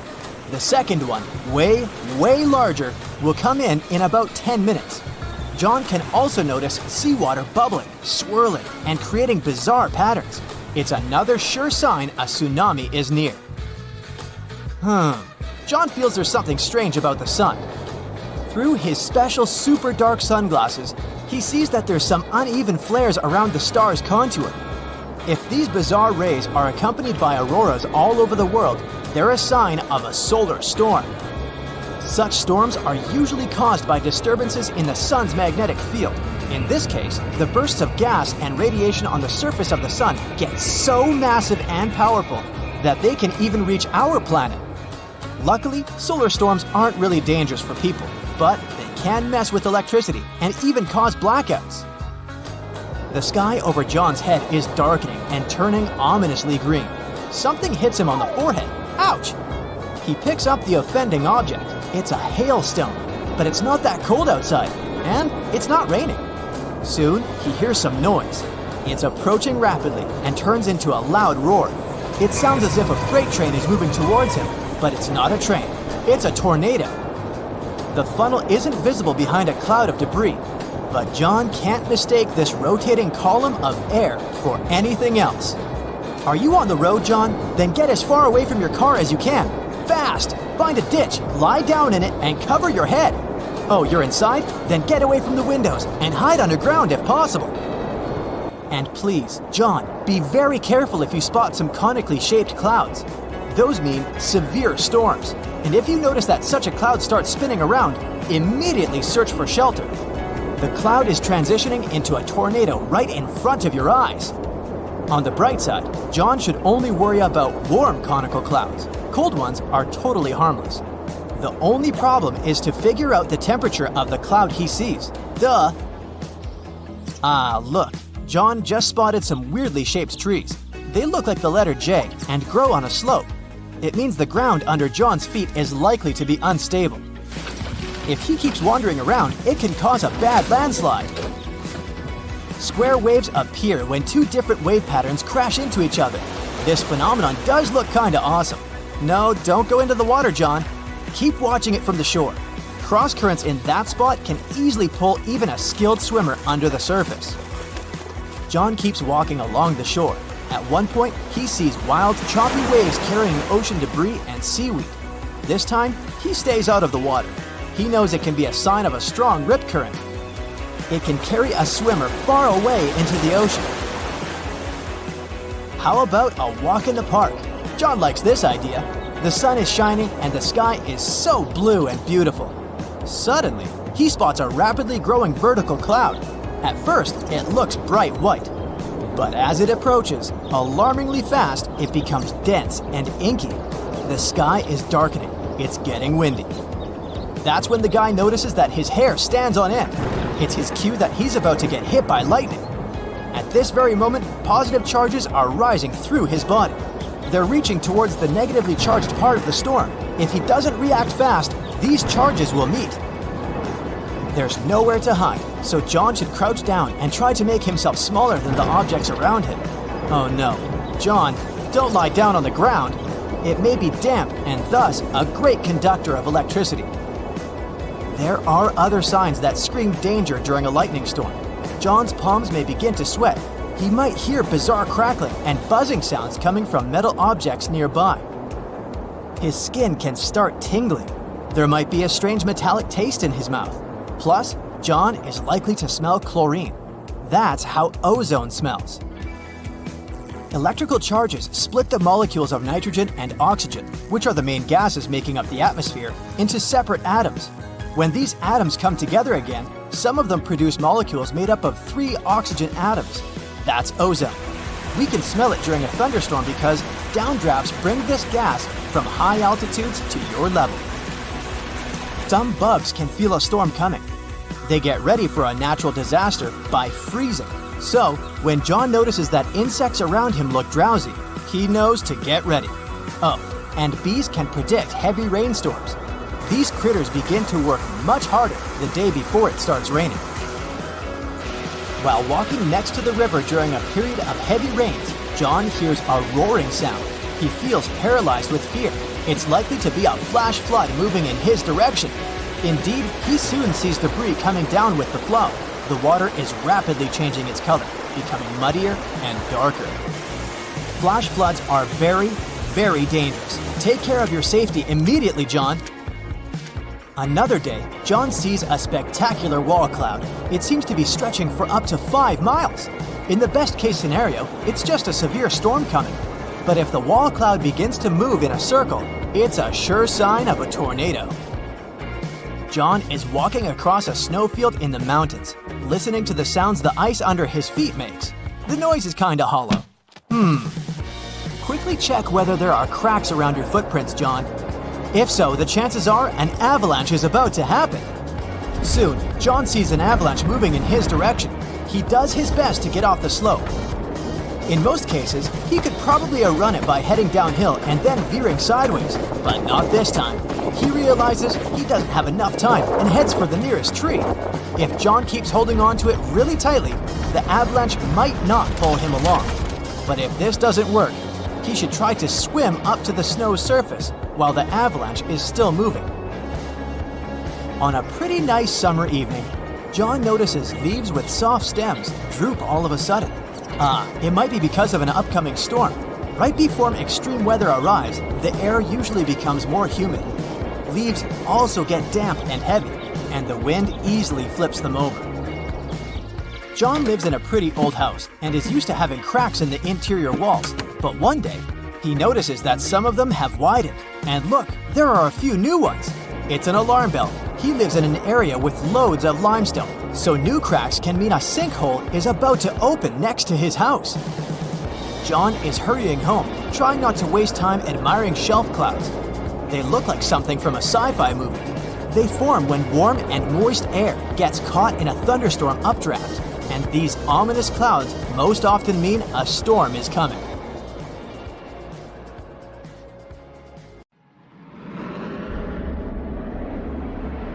You're dozing off in your window seat on a plane. It's getting dark since it's almost 11 p.m. Suddenly, something wakes you up. You glance out of the window and see a really strange phenomenon, something that creeps you out. There are bright red, huge flashes illuminating the sky at a distance. They resemble some nightmarish jellyfish. Those are sprites, also called red sprites due to their color. They're also known as cloud-to-space lightning. These varied visual shapes flickering in the night sky are large-scale electric discharges, which is a clever word for a lightning strike. They occur high above thunderstorm clouds at altitudes of 30 to 56 miles. That's why you can see them so well from your plane window. The coolest thing about sprites is that they're positively charged lightning. This is a very rare type that makes up a mere 5% of all lightning strikes. People first spotted this phenomenon in 1886, and it was first photographed in 1989. In 2018, the legendary Niagara Falls, located at the border between New York State and Ontario, Canada, managed to surprise everyone. Tourists who came to admire the roaring waters found the falls frozen. Well, the waterfalls weren't frozen per se. This is impossible for a mass of flowing water that huge, but microscopic water droplets, as well as the mist, formed a crust of ice over the rushing water. It created an illusion that Niagara Falls was frozen all over. In reality, the water kept flowing beneath the ice. Imagine ponds filled with ice-cold water and covered with ice. Easy, huh? And now picture dozens of alligator snouts that are poking out of the ponds, still and frozen in ice. That's what you'd seen if you had visited the swamps of North Carolina at the beginning of 2018. Despite this terrifying picture, the animals were very much alive. That was a very special crocodile way to survive abnormally cold weather. Since their nostrils were above water, the animals could breathe. Meanwhile, their bodies were in a hibernation-like state.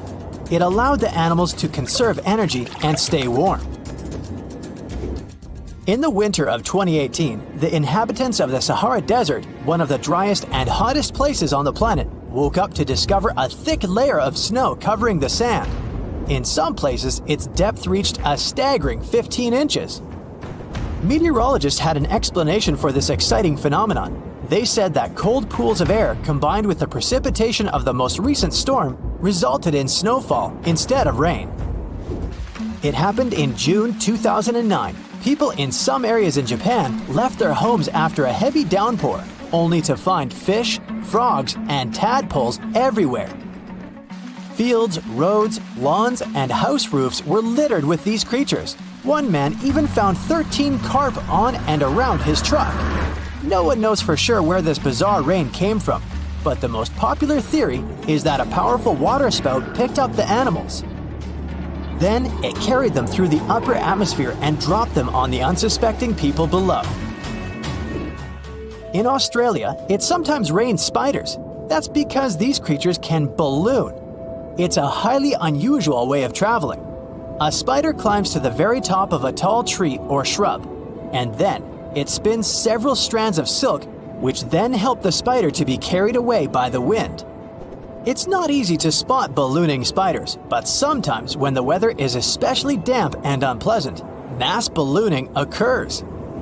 Millions of spiders set off on a journey to find another place with better conditions. It may look as if it's snowing outside, but no. Those are spiders drifting down to the ground. The world's longest lightning storms happen in Venezuela and can last for 9 hours per day. The heart of the storm is over Lake Maracaibo, and the clouds tower way higher than your regular thunderstorm clouds. This natural phenomenon, also known as Catatumbo lightning, occurs during 140 to 160 nights a year and can produce up to 28 lightning strikes per minute. You've probably heard how they say that lightning doesn't strike twice in the same place. Well, Catatumbo lightning seems not to know about this rule. At least, it doesn't prevent storm clouds from gathering in the very same place year after year. Volcanic tornadoes are possibly one of the most terrifying natural phenomena. When a volcano erupts, it spews red-hot rock and ash high into the atmosphere. And solid lava pieces and hot gases travel down the volcano's slope. When this flow is moving down, some of the trapped gases begin to rise and spin at the same time. They get squeezed by the surrounding air, which makes them spin faster and faster. That's how a volcanic tornado gets born. Luckily, this phenomenon has a very short lifespan. Even though the island of Newfoundland in Canada can't be called the warmest place on Earth, it's still not that cold. But imagine having to shovel snow in front of your house just several days before your summer vacation. Well, that's exactly what happened on the island in June 2018. A cold storm that came from the coast of Newfoundland covered several regions of the islands with a 2-inch layer of snow. On top of that, the temperature broke all the records as well. During a Newfoundland summer, it's about 66 degrees on average and 90 degrees on a very hot day. But that infamous June impressed people with only 37 degrees Fahrenheit in the morning. Brrr!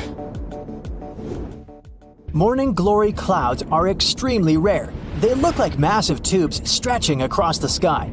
They can snake for more than 600 miles, sitting relatively low. Most researchers agree that these clouds appear when an updraft squeezes through the cloud. This creates the signature rolling appearance. The cool air at the back of the cloud makes it sink downward. The best but not the only place to see the morning glory is Australia's Gulf of Carpentaria. If you decide to travel there to see these clouds, choose a period from late September to early November. On March 19, 2018, the inhabitants of Alabama saw huge chunks of ice falling from the sky. It was the infamous hailstorm of Alabama which caused millions of dollars worth of damage. After the hailstorm, the place looked ruined. Broken shop windows, smashed car windshields, broken billboards, and holes in the roofs. But what made researchers really excited was a hailstone found near the town of Cullman, Alabama. This softball-sized monster was more than 5 inches across, setting a new state record. In 2012, the sky over Dorset, England, turned first ominously dark, then yellow. After that, blue gelatinous balls started to fall to the ground. A local man was walking to his garage when he spotted something unusually bright among whitish hailstones. When researchers examined this jelly rain, they found out that the balls were made of the substance used in diapers or potting soil. It's used to absorb liquid. It's still unclear whether the balls fell from the sky or maybe the melting ice made a few already existing crystals expand in the blink of an eye. In March 2018, people in northern Nevada could see the rarest and most bizarre cloud ever, a horseshoe cloud. It sure looks bizarre and kinda scary. But meteorologists know that this interestingly shaped vortex happens when a flat cloud travels over a column of warm, rising air. This air creates the shape and adds some spin to the cloud's movements. Such clouds are very fleeting and usually last for only several minutes. Cylindrical snow donuts occur when a wind gust decides to play snowballs. It starts to roll some snow across a snowy area. If it was a real snowball, it would eventually become too heavy for the wind to move. But the center of a snow donut is hollowed out. This happens because its inner layer is too thin and gets blown away when the donut is formed. This makes it lighter than a regular snowball. That's why it also rolls further. Unfortunately, you can't just go and find snow donuts. They're rare because they appear in very precise conditions. On September 16th of 2023, without warning, the Earth began to hum. A low, strange vibration reverberated through the crust. This set off seismic alarms all across the globe. For 9 days straight, the planet was pulsing with this horrifying rhythm, and scientists had no idea what was going on. Meanwhile, the total disaster was happening in Greenland. It wasn't an earthquake. They knew that much. They could tell it by the rhythm. Since we all live on giant tectonic plates, they constantly move and slide on magma like icebergs on water. Sometimes as they move, they can rub against each other or collide or break. In any case, all this causes an incredible release of energy that sends shockwaves through the ground. That's when we feel the ground literally shaking, and it's what we call an earthquake. These vibrations we feel are called seismic waves. Seismometers pick them up as pings or rumbles. In a typical earthquake, they create a bunch of different frequencies. It's a crazy chaotic mix of low and high frequencies, like smashing every piano key. What was weird about the Greenland event is that the signals weren't like that at all. It was a steady, single-frequency vibration, as if some ancient machine was stirring beneath the earth. It's like one piano key being struck over and over, creating a doom-like, repetitive sound. Turns out, what they were hearing wasn't the noise of tectonic plates going wild. It was a phenomenon seismologists had never seen before. The days passed, and the mysterious noise just kept going. The vibrations repeated every 90 seconds, echoing around the world. The hunt for answers was growing more desperate. Seismologists had no idea what they were dealing with. They had to gather a huge international team of 68 people from 15 countries. All these scientists were gathering seismic data, satellite images, and doing some advanced math for several days, until they finally realized who the culprit was. Water. It all happened in a remote, desolate region of East Greenland. This place is full of fjords, narrow inlets of the sea between high cliffs, kinda like deep water-filled valleys surrounded by towering rocky sides. In this area, surrounded by jagged peaks and icy waters, the air was still. The landscape seemingly frozen in time. Nothing here changed much for years. Until one day, a colossal landslide has unfolded in the Dixon Fjord. One of those steep mountainsides towering over the fjord at almost 4,000 feet high collapsed in a massive landslide. Picture a huge chunk of this mountain crumbling and crashing down into the fjord below. This sent a deluge of rock and ice crashing into the water. The impact was just apocalyptic. 882 million cubic feet of debris. That's enough ice and rock to fill 10,000 Olympic-sized swimming pools, or 10 Great Pyramids of Giza. And all this nightmare hurled into the water with such force that it kick-started a tsunami about 360 feet high, taller than the Statue of Liberty, into the air. What's crazy is that this incredibly powerful wave was trapped in the fjord by narrow cliffs, unable to escape. It's like water sloshing in a closed bathtub. For 9 days, the mega tsunami continued to churn through it. That's why we heard this endless hum. It was a rhythmic back and forth of the water slamming against the walls. The shock waves were rippling deep into Earth's crust, vibrations so strong that they were picked up by seismometers around the globe. This was a phenomenon so rare, so unprecedented, that it left scientists stunned. It turned out to be a perfect storm of elements. A glacier, weakened by years of warming, could no longer bear the weight of the mountain above. This collapse was inevitable, and the chaos literally shook the earth to its core. And people often hang out in this area with cruise ships passing by. We're lucky that no lives were lost in the disaster. It was a close call though. A tourist ship stranded in the area just 2 days before narrowly escaped the tsunami's reach by pure luck. But it doesn't mean there were no losses. The waves destroyed a nearby Inuit site, which was there untouched for over 200 years. They also swept away the huts at a research station that were about 43 miles away. The vibrations traveled from Greenland to the South Pole in less than an hour. That just shows how dangerous events like this can be.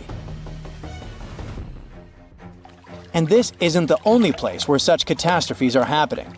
In the beautiful California community of Rancho Palos Verdes, the ground is shifting so quickly that it's tearing homes apart. The land there has always been kinda unstable. It has some unique geology. It's built on soft, clay-rich soil and sits on a geological fault line, which makes it prone to landslides. This means that this land is prone to slow, natural shifting over many years, even when no crazy weather is happening. It's been like this for decades, but usually it's slow and pretty manageable. like about a foot a year. Imagine a tree that you played with as a kid moving 20 feet to the left as you grow up. For decades, residents adapted. They built their homes on adjustable beams. This helped the houses to move with the land, and that strategy worked well until now. Recently, things have been getting much worse in the community. Now, the land is moving by a foot in a single week. That would be like if the same tree moved almost 960 feet since you were a child. The past 2 years have also caused some heavy rains, and the weather has been getting worse. This increased water content in the soil. The land became heavier and more prone to rapid movement. Now, this once idyllic seaside escape turned into a disaster zone. Cracks have appeared in closets, gardens, and roads, growing larger with each passing day. Streets that were once smooth are now buckled and twisted, with roads turning into a crazy theme park. Houses that once stood firm are being ripped from their foundations, some of them split in half. One of the houses had its front door 8 feet off the ground. Entire neighborhoods have been plunged into chaos. Utility companies had to switch off gas and electricity indefinitely to prevent potential disasters. The hardest hit is the coastal neighborhood of Portuguese Bend, where residents are living on the edge, literally. It always had amazing ocean views and cool sea breezes, with horses and peacocks still wandering the tree-lined streets. But now, it's like an earthquake hit. Only this time, the earth isn't stopping. For many, this place feels like paradise, if only the land would stop shifting beneath their feet. So the locals don't give up. Some of them had to leave, but many are determined to stay and fight, despite the destruction. But they still have to pour in hundreds of thousands of dollars to save their properties. People have installed generators to keep the lights on and set up sewer systems and pumps to drain the groundwater causing the landslides. Some say that the only way for these neighborhoods to survive might be to go completely off-grid, installing power walls to store energy and stuff like that. People are trying their best to run the sewer system off generators. They hope that they could get rid of this water in the soil that's causing these hellish landslides in the first place. They're determined to fight, but they will need help and support from the government to fight this disaster. Landslides are actually more common across the US than many might think. And new maps and data show that tons of people in the country might be in danger. Scientists managed to create the first very detailed, very cool map that shows where these landslides might happen, county by county. It's based on a lot of data and the history of 1 million previous landslides. They say that nearly 40% of the United States is at risk of experiencing landslide activity, which could lead to some insane catastrophes in certain areas. Luckily, now both residents and engineers can keep this in mind. But all this shows how vulnerable we are to natural disasters, and how we should always stay alerted. Hey, ever heard of a fire rainbow? Yeah, me neither. How about a circumhorizontal arc? Didn't think so, but just so you know, they're one and the same thing. At first glance, it looks like a painting, or like a rainbow-colored splash in the sky. Despite the name, they have nothing in common with either fire or rain. This phenomenon happens on rare occasions when the sun shines through a particular type of ice cloud formation. The rainbow halos are just as unique. Again, a specific type of ice crystals in clouds needs to be present for the surface of the Earth to bend light from the sun into a perfect ring. The same thing can happen with moonlight. The only difference will be that moon halos are usually white and sun halos can be rainbow-colored. When visiting regions with high altitudes, you may be one of the lucky people to stumble upon penitentes. They're basically naturally formed ice spikes. For them to be formed, they need a really cold and elevated environment where the air is dry. The sunlight turns ice directly into vapor rather than melting it into water. And that's why these blades of snow and ice start to pop up on the surface of the Earth. As cute as they may be, they can end up as tall as 15 feet. Now, what happens when small individual droplets of lava meet the wind? Pele's hair, basically. Let me explain. The word Pele comes from an ancient Hawaiian symbol for volcanoes. Whenever the wind picks up little drops of lava, it stretches them into hair-like strands, similar to the process of glass wire creation. These delicate strands can stretch as far as 6 feet. On rare occasions, it can rain without any clouds. But does it really? Let's look at the science behind this rare phenomenon. It's sometimes called a sun shower, just because it looks like the rain is falling straight from the sun. Let's be clear though, there is no way rain can ever come down directly from a star. Rain clouds are at a bit of a distance from that specific location.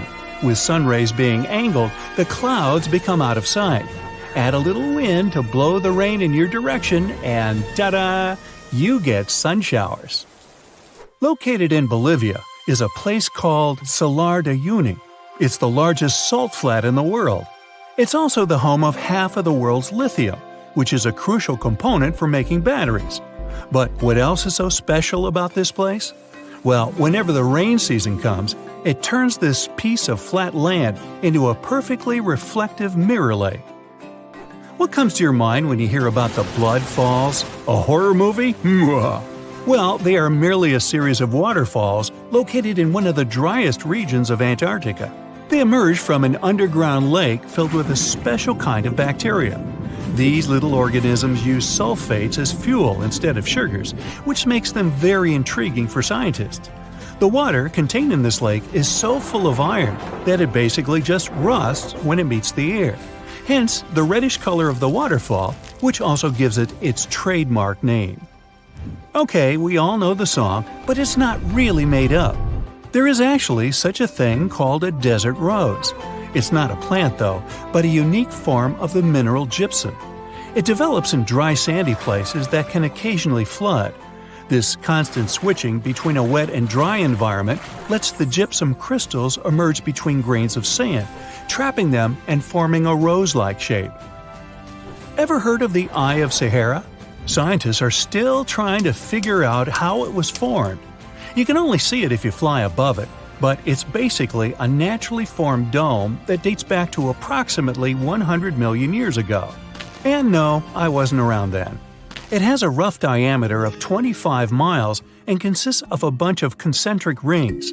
The biggest one, or the central area, measures about 19 miles in diameter. Astronauts were some of the first people to notice it, and it's been studied ever since. In fact, even to this day, when landing in Florida, they know they're almost home when they see the Eye of Sahara. One of the most beautifully colored trees in the world is located in the Philippines and Indonesia. It's called the rainbow eucalyptus. It got its name because of its bark that switches colors and peels away as the tree ages.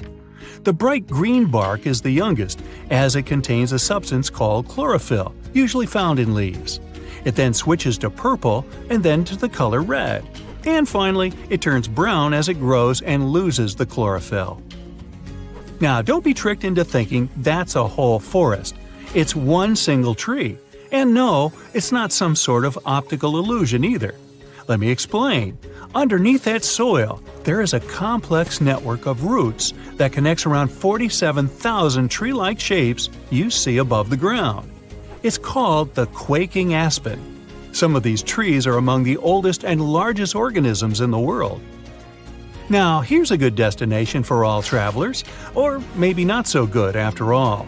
The most lightning-stricken area in the world, according to recent data released by NASA, is Lake Maracaibo in Venezuela. Out of all the days in a year, 300 of them feature thunderstorms in this location. What makes this area so unique, though, that storms happen so often? Well, it's because where cool mountain air meets the warm, moist breeze and generates electricity over the lake. The Eternal Flame Falls are located in upstate New York, near the Canadian border. In this region, there is a tiny waterfall with a big secret, a spark about 8 inches tall. Turns out there's a natural gas seep that provides fuel to the flame behind the waterfall. The waterfall provides enough coverage so that it stays lit pretty much every time. Hikers do enjoy to relight it if they see that it's been blown out. This phenomenon is actually quite common. But this one gained more popularity because it is younger than most. And it looks very good in pictures, let's be honest. I've heard of yellow sand, white sand, and even black sand here or there. But I've never heard of green beaches until now. Papacolia, also known as Green Sand Beach, is located in Hawaii and is one of the few beaches in the world that features green sand. The unique coloring comes from olivine rock that was formed when a nearby volcano erupted. Actually, in Hawaii, all the volcanoes are nearby. Move over green sands because some of the other beaches around the world can even glow at night. And it's completely natural. The culprit? A little thing called photoplankton, or microalgae as they're sometimes called. They're basically little plants that contain chlorophyll and need sunlight in order to live and grow. Most photoplankton kinds are able to float in the upper part of the ocean, where the sunlight can still reach them beneath the water. When the photoplankton gets agitated by the movement of waves and currents, they emit light, which looks like some glow during the night. These special microorganisms are found on beaches in a lot of places around the world, such as the Maldives, Puerto Rico, and the Everglades. At the base of a mountain located just outside of Afton, Wyoming, is a little river called the Intermittent Spring. There are only 3 of this kind in the whole world, but what makes this little string of water so mysterious?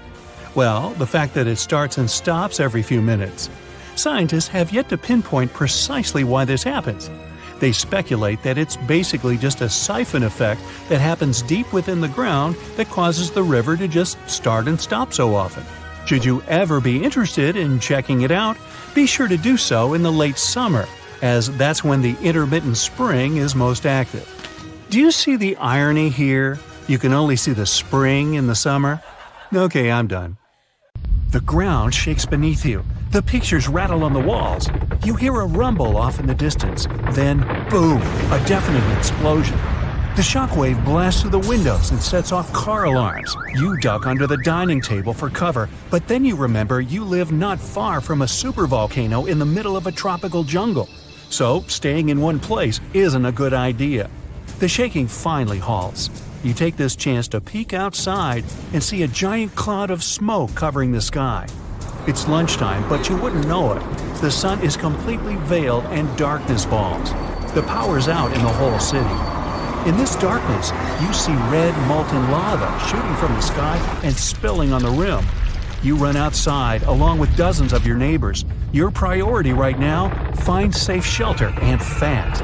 You think about taking the car, but with everyone running on the road, that's a no-go. So you run on foot where the crowd is going.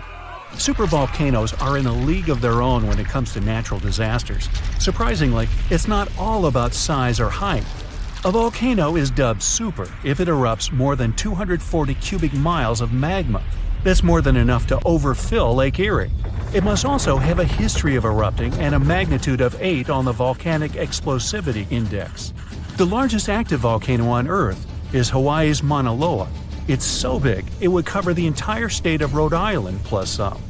And next time you see a commercial plane flying high in the sky, remember that 30,000-some-foot altitude is about as tall as Mauna Loa is from base to summit. It's technically taller than Everest when you measure it like that, yet it's not considered a supervolcano. So you're running along the dark road not knowing and barely seeing where to go. Then, all of a sudden, a massive flaming boulder smashes through the bridge in front of you. You and everyone else are now stranded on the side of the volcano, as it's getting more chaotic each second. Most of the crowd disperses, finding their own ways to safety. You remember there's a way to the other side not many people know about, but you'll have to cross a raging river through the dense jungle. You calm what's left of the crowd, and everyone follows you to your secret getaway.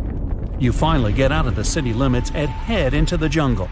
With the sky already dark, the tall trees and thick leaves make it almost pitch black. Everyone gets out their phone flashlights to navigate through the dark path. You all need to stick together and make sure nobody gets lost. Suddenly, fiery rocks strike the trees not far from you. Everyone jolts and tries to rush ahead, but nowhere is safe when it's raining scalding fire all around. You and your group have to pick up the pace or else. Imagine a typical avalanche or mudslide. Very dangerous situations on their own.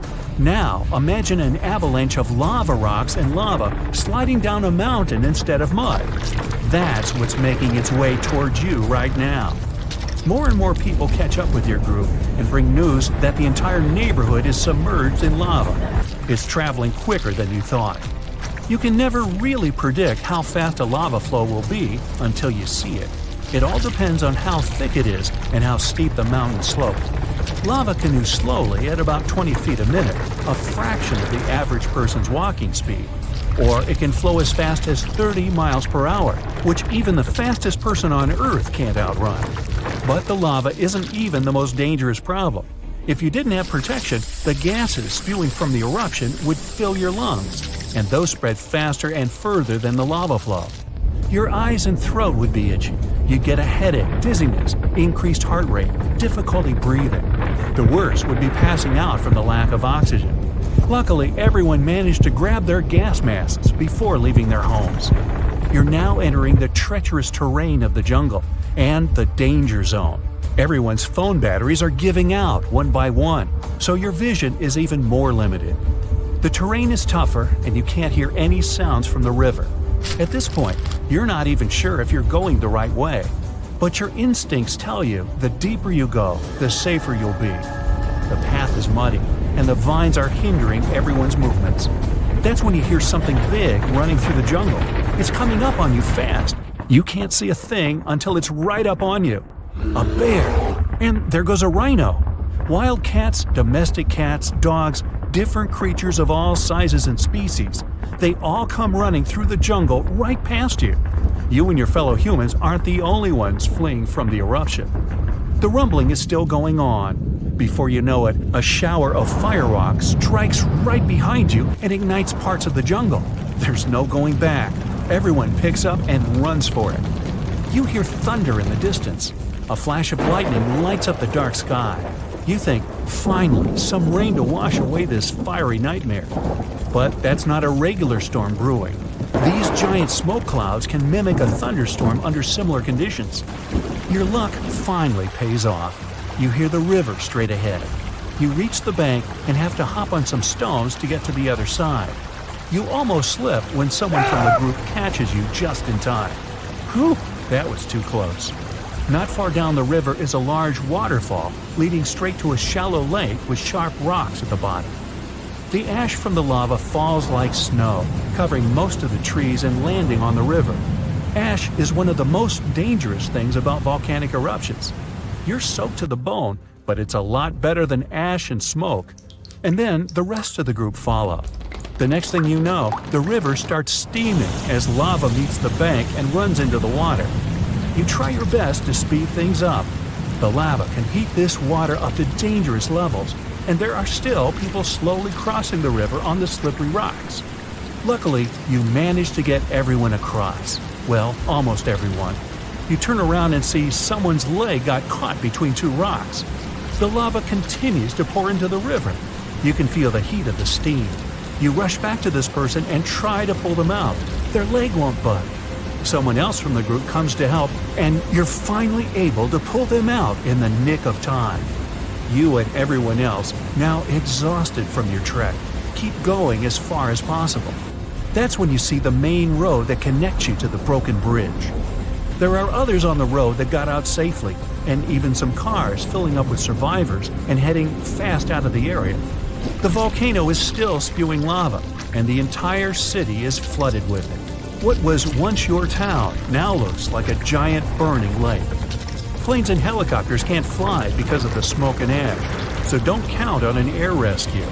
You're still at risk even though you're on safer ground, so it's still too early to celebrate. Everyone continues to move away from the city.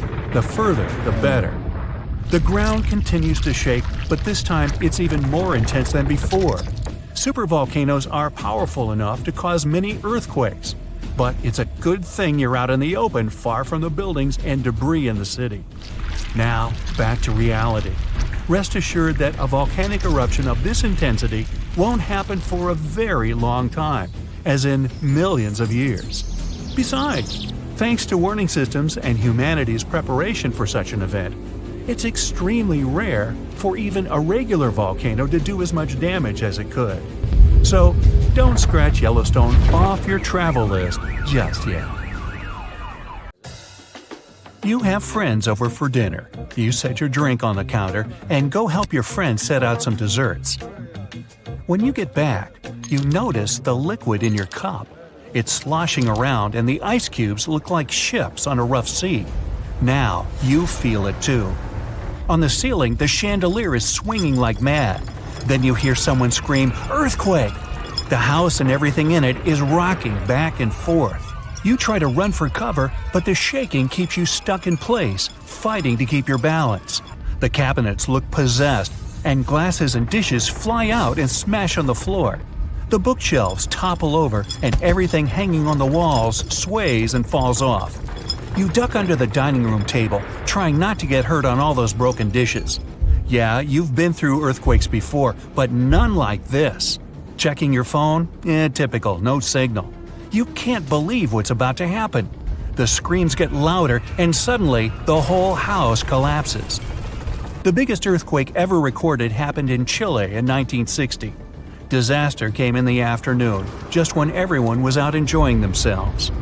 To cause serious, life-changing damage, you need to have a magnitude of around 7 or so on the Richter scale. This one was 9.5. This part of Chile is smack dab on the so-called Ring of Fire, the most active volcanic and seismic area in the world along the Pacific Rim. The initial shaking lasted around 10 minutes, and after 2 days, many aftershocks were still strong enough to set off a volcano in the south of the country. But that's not where it ended.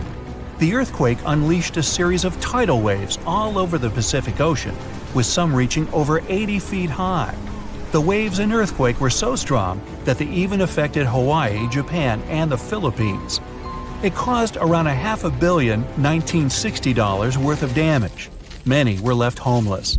Much of their infrastructure was smashed too. Buildings as far as the eye could see were toppled, and debris piled everywhere. Scientists estimate that this earthquake was so powerful, it shifted the Earth's axis, making our days 1.26 microseconds shorter. That might not seem like a lot, but think about it. Just one natural disaster was strong enough to make time move. Many of the coastal cities were flattened and floods were widespread. The economy spiraled downward. According to studies, if this earthquake happened today, it caused more than $20 billion in damages. So what would happen if an earthquake twice that size hit without warning? For starters, you'd likely feel the effects even further away. Tidal waves wouldn't just hit the coasts of Japan and the Philippines. They would move even further to China, Korea, Vietnam, and even Australia. And those waves would be significantly higher than 80 feet, perhaps double that. That's like 8 giraffes piled on top of each other, surfing your way. If you lived by the coast, you'd notice the waves. If you saw the water recede way back so you could practically see where all the fish call home, you'd know it was time to run. Chances are that a tsunami's heading your way. Say it really happens. You're caught under the wreckage, not knowing what's going on. You manage to free yourself and escape to the fresh air. And you're not alone, because all the houses in the neighborhood have turned into piles of bricks and rubble. The bridges have also collapsed, leaving people stranded on either side. You look around, dust yourself off, and rush to find help. Fire trucks and ambulances drive between the broken-down cars and rubble.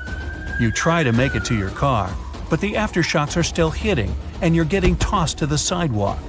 With all the cell towers down, you can't call anyone on your phone. Your knees are shaking, but you manage to power through. Once you reach your car, you see it crushed under a boulder, like a giant soda can. You continue on foot and eventually reach downtown. It looks as if some giant got angry and knocked all the buildings down. You push forward and try to see if you can find some help. Without warning, your phone vibrates. You check it and see 1,000 notifications about a 20-magnitude earthquake. You're still shaking, but that's all you. The ground is still for now. Uh-oh. You hear something in the distance, racing towards you. To your right, You see tidal waves as tall as buildings charging at you. Still in shock, not knowing what to do, you now come to your senses and run. You don't even know which way to go. There's a tsunami right behind you, and in front of you are broken down buildings with rocks and concrete still falling everywhere. Wait, there's a building that's somehow still standing. You need to get on top of that thing. You reach the elevator, but it's jammed. Not surprising. You bolt up the stairs as fast as you can, tripping on broken glass and plaster, but always managing to get back up. You look out a window and see the water. It's so close. You're nearly at the top. A few more flights and whoosh. The water forces its way into the building and drags you down at least 2 floors. You can barely see anything. Still, you know you must swim up. But the water keeps forcing you downwards. After about 30 seconds, you manage to swim your way out and continue climbing to the top. You scramble to the top floor and collapse on the roof. You're safe for now. The tidal wave is still going strong, plowing its way through the ravaged city center. Your phone is now waterlogged and useless. You have a perfect 360-degree view of your town covered in water and debris. The ground starts to shake again. Maybe you'll just sit around until this is all over, waiting for the rescue helicopter. But then, a loud explosion that almost breaks your eardrums shakes the ground even more. Off in the distance, smoke is rising, and soon it covers the entire sky. Darkness hides the morning sun.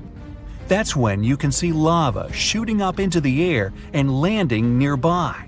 The lava forms into a river, flowing its way into town block by block.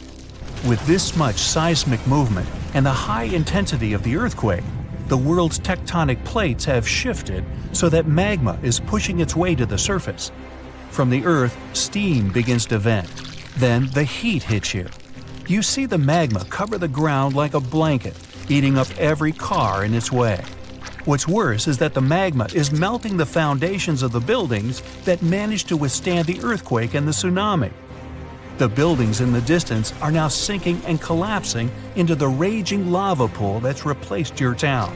One by one, every building descends. That means, the building where you're standing is also swaying. It's about to fail. That's when you see the light. You look up and see a helicopter above in the distance.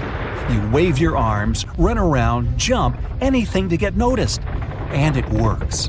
The chopper makes a few circles and finally drops you a rope ladder. As you're lifted in the chopper, you take a good look at the world below you as it wriggles around like noodles in a strainer.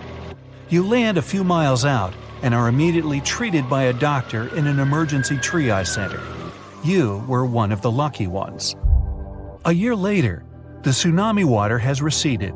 The lava that flowed inland has cooled, but all that magma permanently changed the ground below it, and the whole town is gone. The disaster has thrown the entire country into a financial nightmare that'll last decades. It takes months to survey the town, making sure there's no dangerous electrical wires or busted gas pipes anywhere. They're rebuilding your town farther inland from where the old one was. In other towns, they rebuild directly over the ruins. In others, they just decide to move everyone to a nearby city.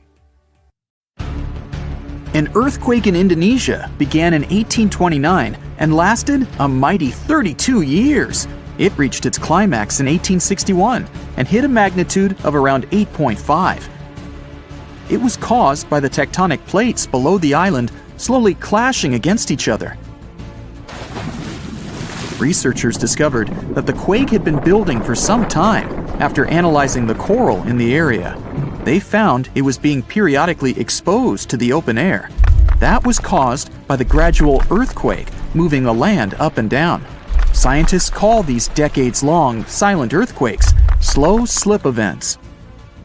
A single lightning bolt can warm the air to around 54,000 degrees Fahrenheit. The heat makes the air expand quickly, creating a shock wave or boom, which we know to be thunder. There are close to 3 trillion trees on Earth. That translates to roughly around 422 trees for every person. Before humans, the number was nearer to 6 trillion. almost 70% of the Earth's surface is covered by water, which on average is around 2.5 miles deep.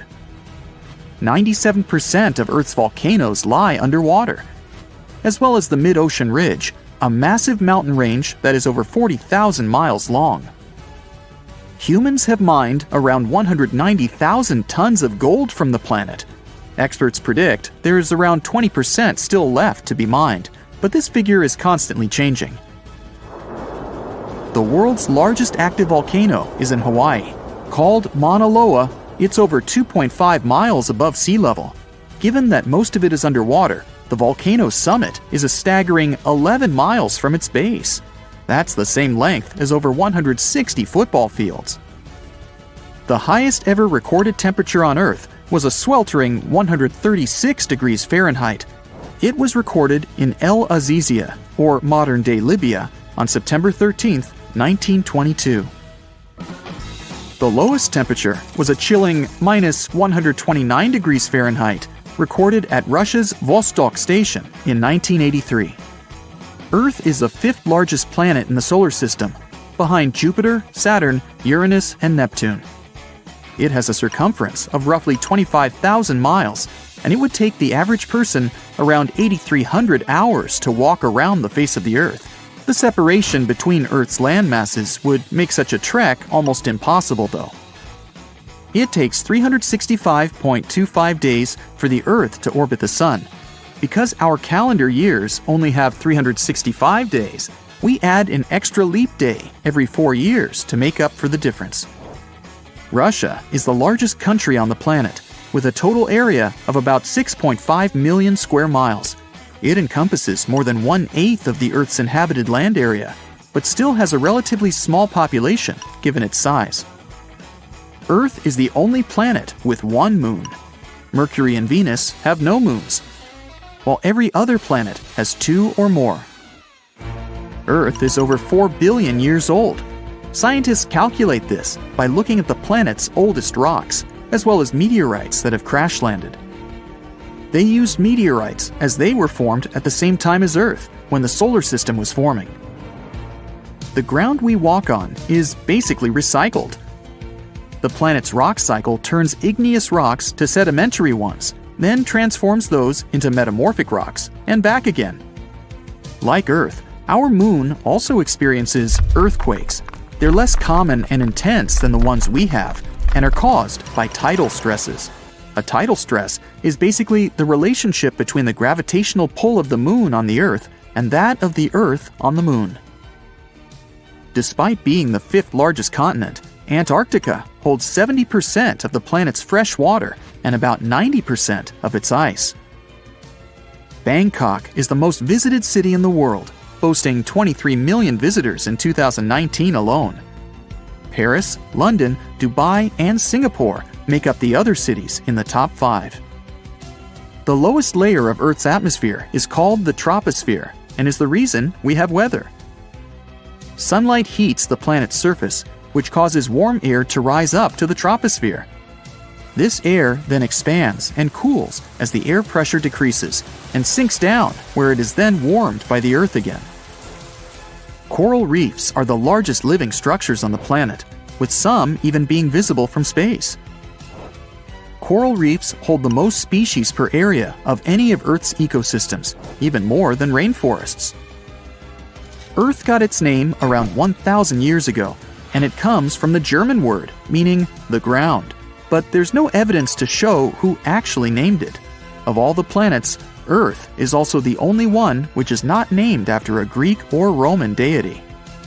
The deepest point of the ocean is the Mariana Trench. It's a whopping 7 miles below sea level. Coastlines cover about 20% of U.S. land, but are home to more than 50% of the U.S. population. The Earth isn't actually a sphere. It's more like a squished ball that bulges at the equator. The bulge is caused by the force of the Earth spinning, which makes the north and south poles slightly flat. The Earth spins on its axis, which is basically an imaginary straight line.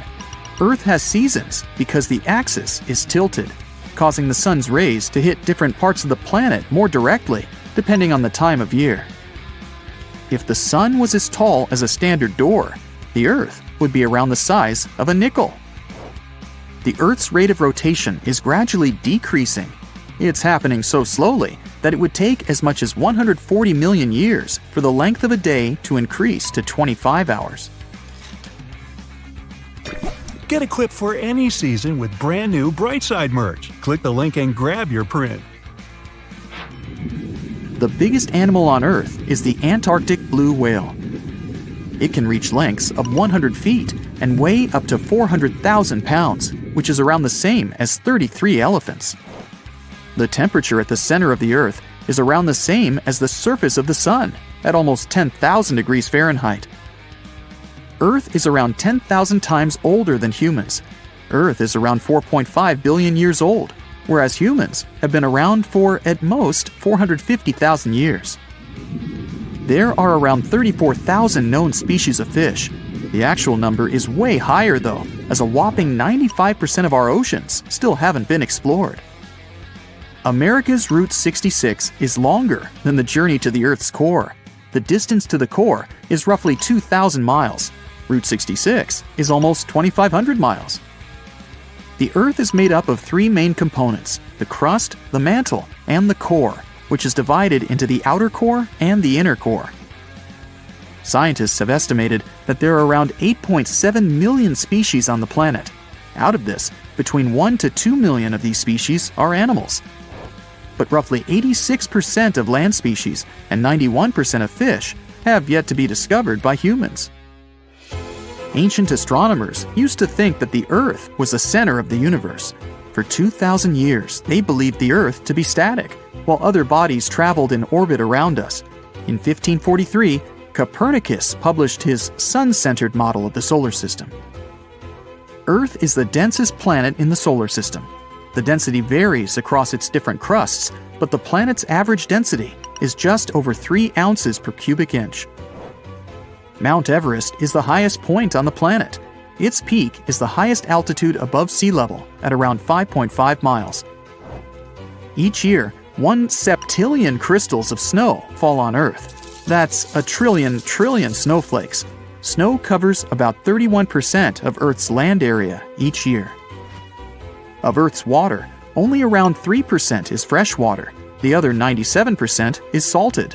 Of that 3%, about 2% is frozen in ice and glaciers. So, less than 1% of the planet's fresh water is actually in lakes, rivers, and underground. The world's largest inland body of water, or lake to us normal people, is the Caspian Sea. It has an area of 140,000 miles squared. The world's deepest lake is Lake Baikal in Russia and is 5,300 feet deep. Earth's atmosphere is roughly 78% nitrogen and 21% oxygen, with small amounts of water vapor, carbon dioxide, and other gases. No other planet is believed to have this much oxygen, which explains why Earth is the only planet where life has been discovered so far. Apart from the Moon, there are 2 asteroids in co-orbital orbits with Earth, sometimes called Earth's second moon. 3753 Cruithne is an asteroid that looks like it's following the Earth in orbit, but it's actually following its own path around the Sun. 2002 AA29 is another asteroid which makes a horseshoe orbit around the Earth that draws it close to the planet every 95 years. It's 9:59 a.m. when a man is jolted awake in his bed by a powerful, mysterious force. While he's trying to figure out what's going on, a giant 100-foot-tall column of water is already surging toward his hometown. In 20 minutes, most of his friends and family members will lose their lives when a sky-high wall of water sweeps away buildings, trees, and cars. And it can happen to you at any given time. It's the day after Christmas in 2004. Thousands of tourists from Europe and America are enjoying tropical beaches in Thailand, Sri Lanka, and Indonesia when a powerful undersea earthquake strikes off the western coast of northern Sumatra, Indonesia. It's a 9.3 magnitude earthquake, the most powerful ever recorded in Asia. It triggers one of the largest tsunamis in history, the Boxing Day tsunami, which will take the lives of 230,000 people within a few hours. The city of Banda Aceh in Sumatra, Indonesia, home to 260,000 people, is the closest to the earthquake's epicenter. In less than half an hour after the quake, huge 10-story tall waves crash into the city. More than 60,000 people lose their lives immediately. The destruction is so severe that almost no one in its path survives. Next, the tsunami hits Thailand. The waves, rushing at a mind-boggling 500 miles per hour across the Indian Ocean, reach the shores of Phang Nang and Phuket about 90 minutes later. Despite such a significant time gap, both locals and tourists are caught totally off guard. Many beachgoers even walk out onto the beach, curious about the strangely receding sea, only to be overtaken by a towering wall of water. Nearly 5,400 people, including 2,000 foreign tourists, won't survive that day in Thailand. An hour after Thailand, the tsunami hits southeastern India near Chennai. Debris-filled waves push miles inland, taking the lives of more than 10,000 people. Sri Lanka faces even worse devastation. The island will lose over 30,000 people, and hundreds of thousands will become homeless. The tsunami's incredible strength is evident even far away. 8 hours later, it claims its last victims in South Africa, 5,000 miles from the quake's epicenter. There, rogue waves catch swimmers off guard. Researchers from NOAA's Center for Tsunami Research explain that the destruction was due to the sheer power of the earthquake. It originated from a megathrust fault. That's where heavy ocean plates dive beneath lighter continental plates. These faults are the largest in the world and lie underwater. The 2004 earthquake ruptured a 900-mile stretch of the Indian and Australian plates, 31 miles beneath the seafloor. Plus, instead of one quick jolt, the quake lasted for 10 minutes and released an unimaginable amount of energy. During the shaking, massive sections of the seafloor moved upwards by 130 feet. That's a lot. Such a sudden movement set colossal waves rippling across the ocean. Imagine it like dropping a massive pebble into the water. The thing is, tsunami waves aren't like those surfing waves you may imagine. No, they look like a fast-moving whitewater river that floods everything in its way. If you get caught in those raging waters, it's almost impossible to survive. If the powerful currents don't pull you under, floating debris will. That's the reason why, during earthquakes, there are usually many injuries and fewer lives lost. With tsunamis, it's the opposite. There's way fewer injuries than fatalities because it's too hard to survive. Catastrophic tsunamis like the one in 2004 are rare. That's why India and Sri Lanka had no record of such disasters. This lack of experience, combined with the absence of warning systems, made the consequences of the disaster even more tragic. People didn't feel the earthquake because they were far from the epicenter. And with no natural warning signs, no official alerts, and no history of tsunamis, the waves that hit crowded coastlines had devastating effects. By the way, the Pacific Ocean, the largest ocean on Earth, is where most earthquakes and tsunamis occur. Locally damaging tsunamis strike somewhere in this ocean about once every 1 to 2 years. 76% of the recorded fatal tsunamis happened in the Pacific. And 99% of tsunami casualties are caused by local or regional tsunamis, which occur more often and hit quickly. But then a question arises: could a tsunami as devastating as the Boxing Day one happen again? Unfortunately, the answer isn't very straightforward. A warning system has indeed been established in the Indian Ocean. Its goal is to alert coastal nations of potential tsunamis. But human behavior is still a critical challenge. This became clear during a real-life test in 2012. That's when many residents of Banda Aceh, Indonesia, simply ignored evacuation towers after a tsunami warning. People never seem to learn, huh? The Indian Ocean Warning Network uses undersea pressure sensors placed near tectonic plate fault lines. These sensors detect any changes and transmit data to surface buoys, which then send it via satellite to control centers on land. Authorities analyze the information and decide whether to issue warnings and evacuate at-risk areas. Aceh, located on one of the world's most active fault lines, implemented additional safeguards. They installed sirens in coastal cities, and people get alerts on their cell phones.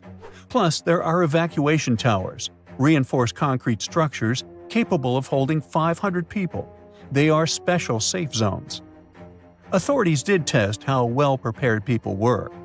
In 2009, 18 Indian Ocean countries participated in an evacuation drill, simulating a large earthquake.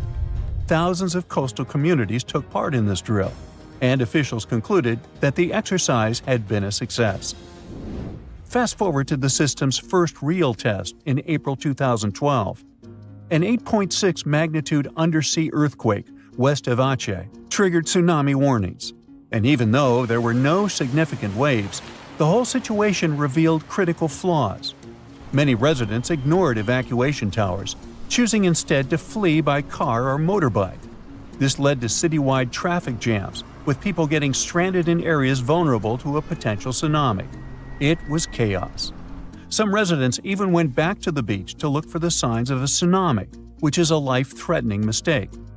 So apparently, there is still a lot of work to do when it comes to tsunami survival. But what you need to know by heart is the signs of an impending tsunami. First of all, it's severe ground shaking.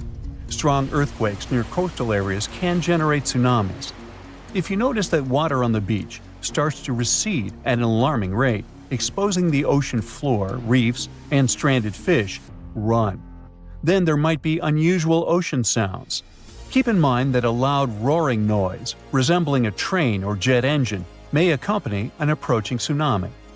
If you notice any of these warning signs, do not wait for official evacuation orders. Leave low-lying coastal areas immediately and move to higher ground as fast as possible. If you're at home, make sure your family members know about the tsunami and follow official guidance. You should remember that locally generated tsunamis may strike within minutes. You have to act quickly. If it's a distant tsunami, you may have more time to evacuate. If you don't have an opportunity to move inland, hide in high reinforced concrete buildings. Avoid staying in small buildings or homes in low-lying areas. If you're on a boat, stay offshore. Tsunami activity isn't as dangerous in deep water, so avoid returning to port during a tsunami warning. If you're already in port, check with harbor authorities for guidance. If it's possible to move to deep water, do it in an orderly manner. It may be safer for small boat owners to leave their vessel and move to higher ground. And always, prioritize moving to higher ground over saving your belongings. If you live in a coastal area, you can take some measures to protect your property in advance. Since most tsunami waves are under 10 feet, you may consider elevating your house. It can reduce damage. You can also consult an engineer to assess and reinforce your home. And finally, don't forget to protect outbuildings too, and create fences that will allow animals to reach higher ground. The strongest earthquake ever to strike east of the Mississippi River that happened over 200 years ago was never over, according to some scientists. Most earthquakes last seconds to minutes, and the official record breaker so far is a silent one in Sumatra that was going on for 32 years. This slow slip event triggered a massive quake and a tsunami. So if it's true that the New Madrid earthquake is still sending aftershocks, we'll have a new top name for this sad list. The earthquake started in December of 1811 with a powerful quake in a sparsely populated part of northeast Arkansas. They felt the shaking almost 1,000 miles away in the White House, and the tower bells were ringing in Boston, even further away. It even made the mighty Mississippi flow backward for a few minutes over new waterfalls formed by shifted ground. The town of New Madrid, Missouri, completely disappeared in the disaster. The Earth wouldn't stay still until the end of January the following year, when things got serious again. A massive quake hit, this time near the junction of the Ohio and Mississippi rivers, right in the Missouri boot heel. Geologists believe it was a rupture on the New Madrid Fault, putting even more strain on the nearby Reelfoot Fault. Just when people thought it couldn't get worse, another 2 weeks of trembling passed, and the Reelfoot Fault snapped deep beneath New Madrid. Down in Tennessee, about 15 miles south of New Madrid, the ground uplift created Reelfoot Lake, Steamboats were chugging along the river, with thousands of trees floating and acres of woods torn apart by the quake. In St. Louis, Missouri, which is 160 miles away, buildings were badly damaged, and chimneys fell in Cincinnati, Ohio, 400 miles away. People all the way in Montreal, Canada, over 1,000 miles away, felt the earthshake. Seismologists have registered about 200 small earthquakes in the New Madrid seismic zone every year since 1974. Some researchers believe that up to 30% of those were aftershocks from those big quakes back in 1811 and 1812. In parts of the U.S. where there's not much tectonic action going on, these aftershocks could keep rumbling for years, maybe even centuries, after the big ones hit. Aftershocks are the Earth's way of releasing all that built-up stress from the main quake. When the ground shakes from the first earthquake, it puts a lot of pressure on the rocks nearby. And when those rocks can't take it anymore, they crack, causing even more shaking. That's the aftershock. And they can be pretty intense, especially right after the main quake, but weaken over time. Not all scientists agree that contemporary earthquakes have to do with those from 200 years ago. We mostly associate faults with those lines where Earth's plates meet. But there's a whole network of those right under the center of the North American plate. They're like relics from 750 million years ago, when North America was part of a supercontinent called Rodinia. When Rodinia started to break up, it left behind these rifts, weak spots in the Earth's crust that run deep beneath the modern Midwest. It could explain the earthquake action. An international team of geologists decided to take a fresh look at 3 major earthquakes that shook North America and end the debate. They used a new math method called the nearest neighbor. It says that if earthquakes are too close in space, time, and magnitude to be independent background events, then one is assumed to have triggered the other. Depending on how you look at the numbers, somewhere between 10 to 65% of the recent quakes in the region could be aftershocks of those historic earthquakes. And a huge quake that hit Charleston, South Carolina at the end of the 19th century might explain up to 72% of the earthquakes in the area since then. But not all places are the same, so the scientific debate continues. In 1774, British explorer James Cook noticed a glow in the distance. It was the volcano of Mount Yasur in Vanuatu. This bad boy had been spewing lava and ash ever since, and it's quite likely that it's been doing that for way longer. The volcano has been sitting at alert level since October 2016, which means things are really unsettled around there. They've even marked off a 2,000-foot radius around the crater to keep people safe. There have been low to moderate outbursts, shooting out ash, gas, and steam, and some bigger blasts throwing stuff outside the crater. Satellite images have picked up on some hot spots of sulfur dioxide plumes, showing that Yasur is still cooking up a big storm down there. Stromboli, one of the volcanic islands near Sicily, officially has the Guinness World Record as the longest continuously erupting volcano. It has been putting on a fiery show for over 2,400 years straight. Ancient sailors nicknamed it the Lighthouse of the Mediterranean. Most of the time, Stromboli's just spitting out spatter, but every now and then it throws in some lava flows or shoots up some moderately high fountains.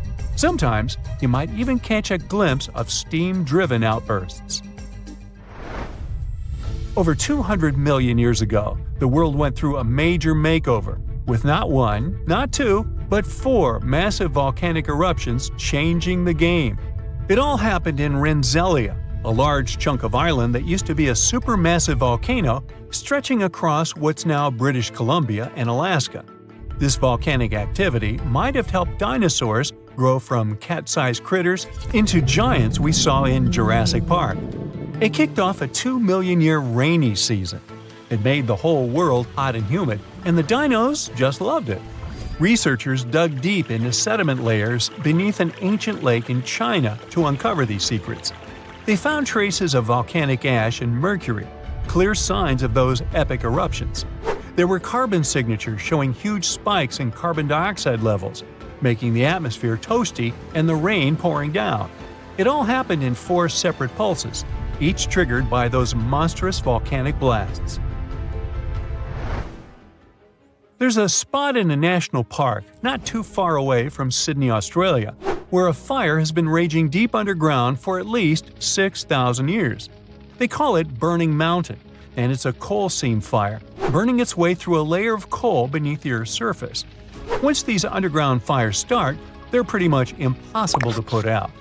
This ball of fire is up to 30 feet wide and extremely hot, but there's no flame, it's smoldering. The fire has been creeping along at a pace of about 3 feet per year. A local farmer first spotted it in the 19th century and thought it was a volcano. The people who have lived here for ages believe this place is sacred. They've used it for cooking and crafting tools, and tell that it started from a widow's tears or the torch of a hero. But experts think it could have been a lightning strike or coal heating up like a summer barbecue from the interaction with oxygen. Some say it might have been burning since before the dinosaurs roamed the Earth. No one knows exactly how long this mountain will burn or in what direction it'll move. Right now, the coal has enough oxygen to burn for centuries or even millennia without human intervention. The fire is heating up the mountain like a giant oven, making it crack and crumble, inviting in more oxygen to feed on. Even if humans decide to take action, these coal seam fires need truckloads of water and liquid nitrogen to tame them. Several years ago, explorers noticed that the smolder was creeping close to a cliff overlooking a little river. And depending on what the coal seam decides to do next, we could see some dramatic changes here in the coming decades. There could be flames with much more heat, or the coal seam could go deep, extinguish itself, and smolder out. You step on the surface of the moon. It's unusual. You definitely feel lighter here, and it's easier to walk. You decide to check out that obsessive idea of yours, jump on Earth's natural satellite. And even despite your bulky spacesuit, you literally fly up into the air. Woohoo!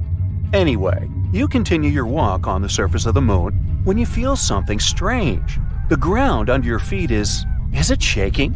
It feels as if an earthquake has just started on the moon. But that's simply impossible. Or is it? Surprisingly, your gut feeling hasn't let you down this time. Moonquakes do exist. In fact, there are 4 types of moonquakes that are strong enough to be detected from a large distance. There are deep moonquakes occurring more than 430 miles below the surface.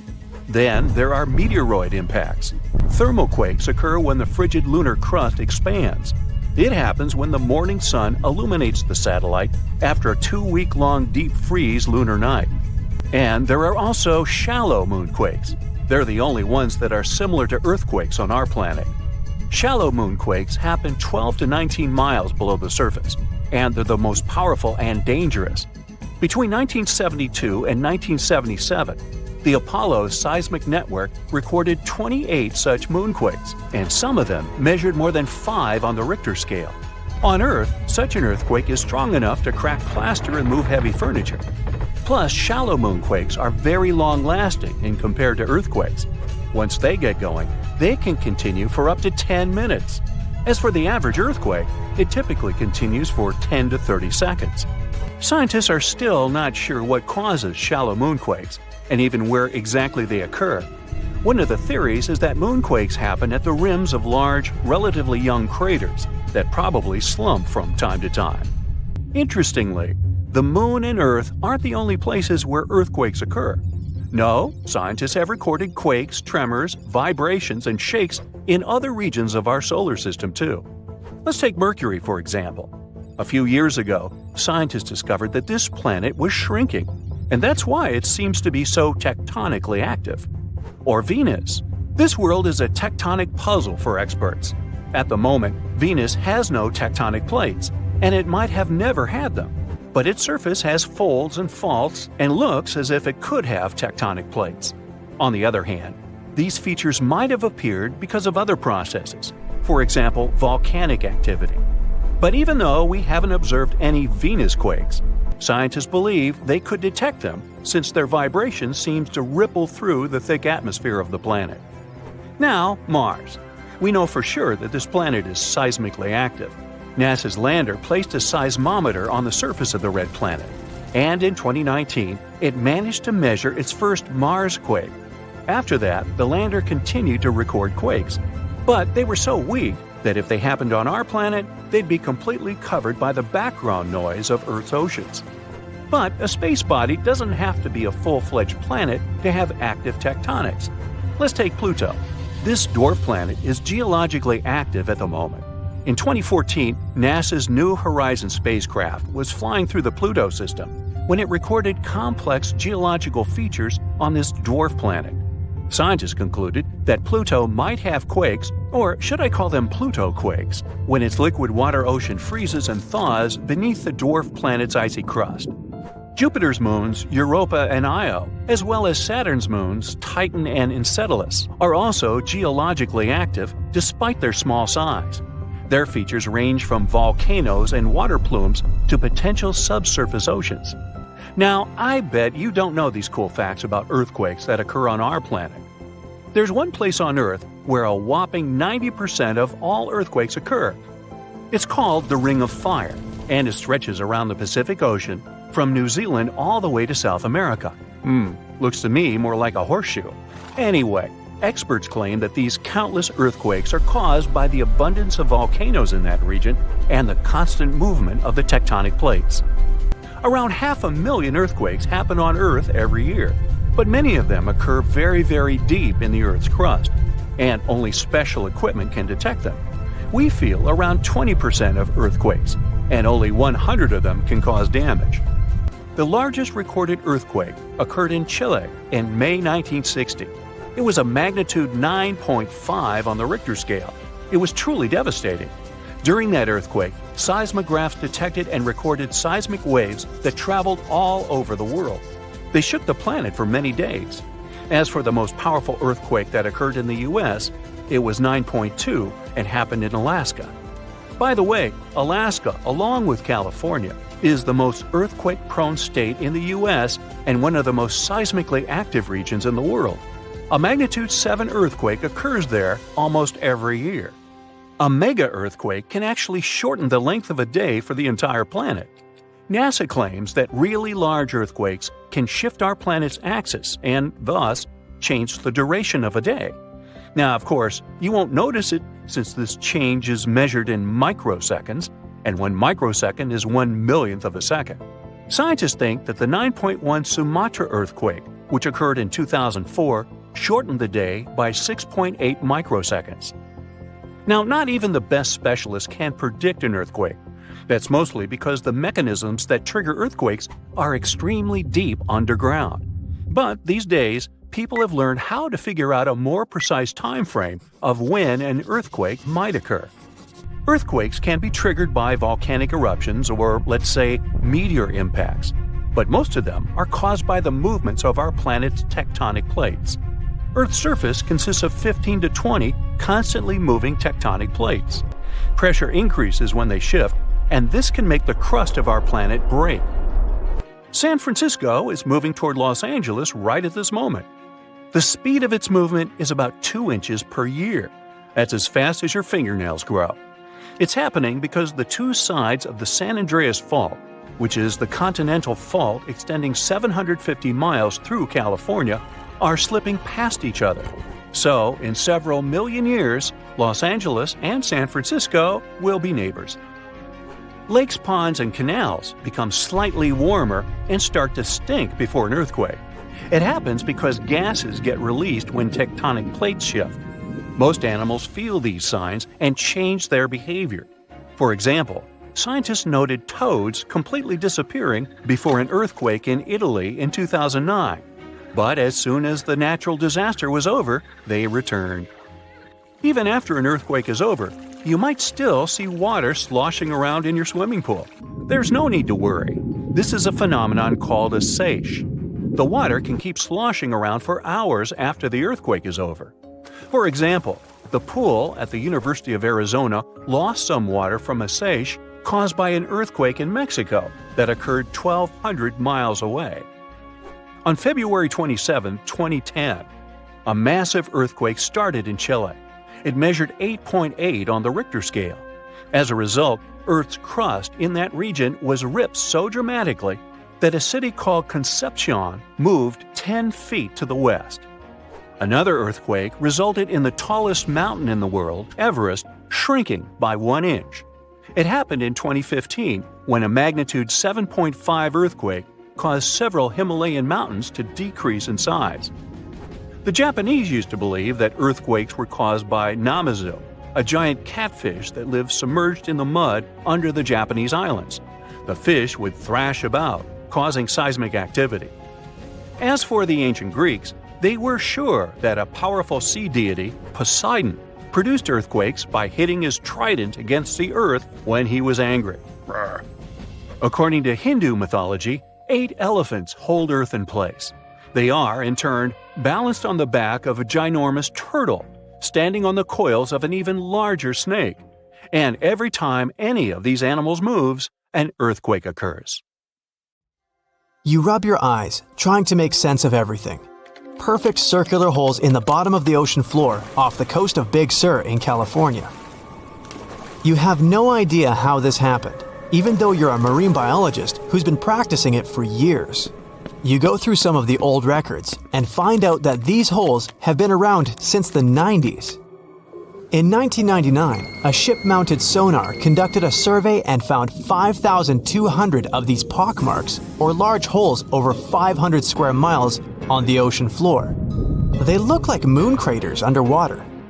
You contact your team and get the robot ready to go down and explore the scene and bring back a few samples. You and the team drive to the coast and hop on the boat.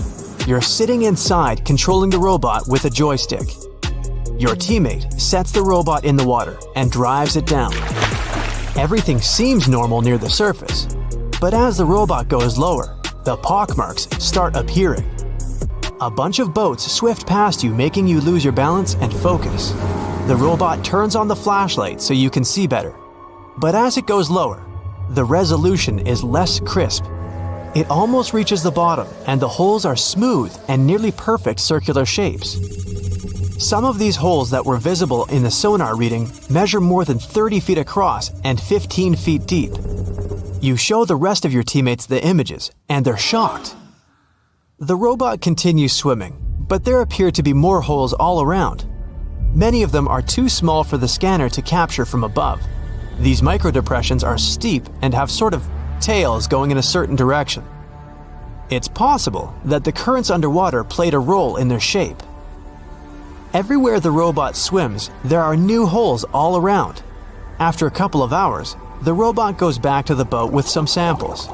You take them back to the lab and study them. The robot clearly captures images of human trash, but the samples don't indicate anything alarming for now. Despite the fact that 1/3 of the pockets are filled with trash, there's still no explanation of how they were formed. It's late at night and the rest of your team heads back home. You're passing out in the lab, still trying to find some answers. You wake up the next day, and while cooking breakfast, you get this idea that maybe these holes are gases venting out, which could be harmful to marine life. You quickly get the robot and sail out to the ocean once more. This time, you didn't even think about calling your teammates. You place the robot in the water and get behind the screen to control it. The robot descends to the bottom of the ocean and does a survey. So far, the holes still seem to be covered with trash. But some of the holes have marine life dwelling inside, like fish and seaweed. After much scanning, it doesn't look like they're producing any bubbles, which means there aren't any gases venting out, but you're determined to find them. After a while, you reach one of those large pockmarks, and the robot starts scanning around. You find some bubbles coming from a source, but the robot can't reach it. It swims around trying to find a spot, but nothing. You bring the robot back to the lab and work on it. You attach some mechanical arms on it that can lift things and move them. You bring the robot back down to the same spot, but the bubbles aren't as frequent as before. You use the arms to move some of the trash and find out that the bubbles are being produced by a group of crabs chilling next to a pile of plastic. Bingo! The bad news is, you still don't have a clue why the microdepressions and pockmarks exist. As you try to control the robot to go back to the surface, an octopus wraps its tentacles around it, pulling the robot down. You struggle with the controls and push it to maximum power, but the suctions of the octopus are too strong to break off. It's a game of tug-of-war with the octopus and your robot. It takes the robot under a pile of trash, thinking it's lunch. But you use the arms to maneuver the robot out and swim back to the surface. You go back to the lab even more confused. The robot has collected more samples for you to study. Your eye is glued to your microscope, trying to figure out what's going on, but nothing. You decide to do a carbon dating test to determine how old these holes are. After a while, you check out the results and are even more stunned than before. They show that the holes are around 400,000 years old, so it's likely that human trash wasn't the cause for all this. You pull many all-nighters trying to figure out the truth. You gather your team once more and hold a small press conference about this. You claim that this may be something we should be extremely worried about, but you still can't tell them more than what you know. With all the brain work put together, you find out that the large pockmarks haven't changed or been active for more than 50,000 years. The newer holes were most likely created by human trash settling in the bottom of the ocean floor. The marine life gathered some of this trash like plastics and discarded fishing gear and created homes for themselves. This is why around 4,500 of the holes are newer and have trash in them. But it still doesn't answer why the holes appeared in the first place. You're back to square one. The only way to see what's really going on is to clear up the trash from underwater and study them. The story makes headlines in the local community and catches the attention of a cleanup crew. You organize a trip to the ocean and begin the extraction of all the trash. Many cleanup boats arrive and everyone drops down a net to collect the trash. You send down the robot once more to make sure the nets are hitting the right spot. As most of the trash is being collected, many marine life animals scramble and try to find a way to escape. Everyone makes sure not to hurt them. After a couple of weeks, all the holes are cleared up from the trash. You do another sonar scan from the surface and can see the holes clearer than before. But you still don't have an answer for this. You do some more research trying to see if any other holes appeared around the world. On the other side of the country is a mysterious blue hole off of Florida's Gulf Coast. You catch the nearest flight to Florida and make an appointment with the scientist in charge of the expedition. Blue holes are underwater sinkholes that open below the seabed. Just like on the surface, the underwater world also has sinkholes. This one is called the Green Banana and is 150 feet below, and the hole is 435 feet deep. You dive with some special gear with the rest of the team to a barren ocean floor, and the hole is right there in front of you, looking like an oasis in the desert. You and the rest of the scientists are surprised by the diverse marine life dwelling within. Some sea turtles swim past you, and even sharks. These ones don't harm humans. Halfway through, you reach a narrow path, which makes it difficult for humans to pass through.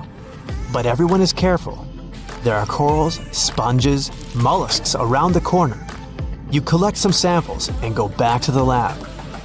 Blue holes in general are richer in nutrients than barren lands and host plenty of unique marine life. They're quite common and don't pose any sort of threat to anyone. After making the connections, you don't think the holes off the coast of California have anything to do with blue holes. The mystery goes on. Is the Big Apple getting a little too heavy for its own good? A recent study revealed that New York City is sinking. And get this, it's all because of those towering skyscrapers.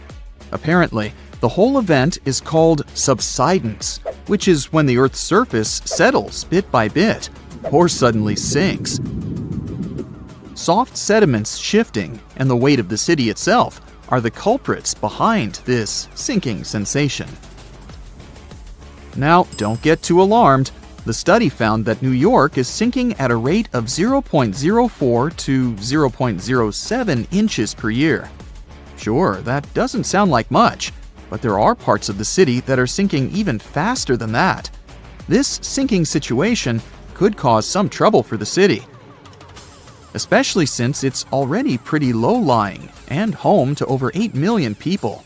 So it's important that local authorities come up with some strategies to tackle the growing flood risk and rising sea levels.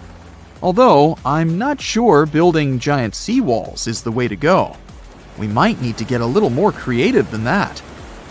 Geologists want to make sure we're all aware that building more high-rises near the coast, rivers, or lakes could contribute to future flood risks. So we really need to think twice before we start constructing skyscrapers left and right. In recent studies, scientists calculated the total mass of all the buildings in New York City, over 1 million of them, and it adds up to a whopping 1.68 trillion pounds. Talk about a heavy load. Now, they didn't include the weight of the roads, sidewalks, bridges, and other paved areas, so you can only imagine how much more weight is added to the city.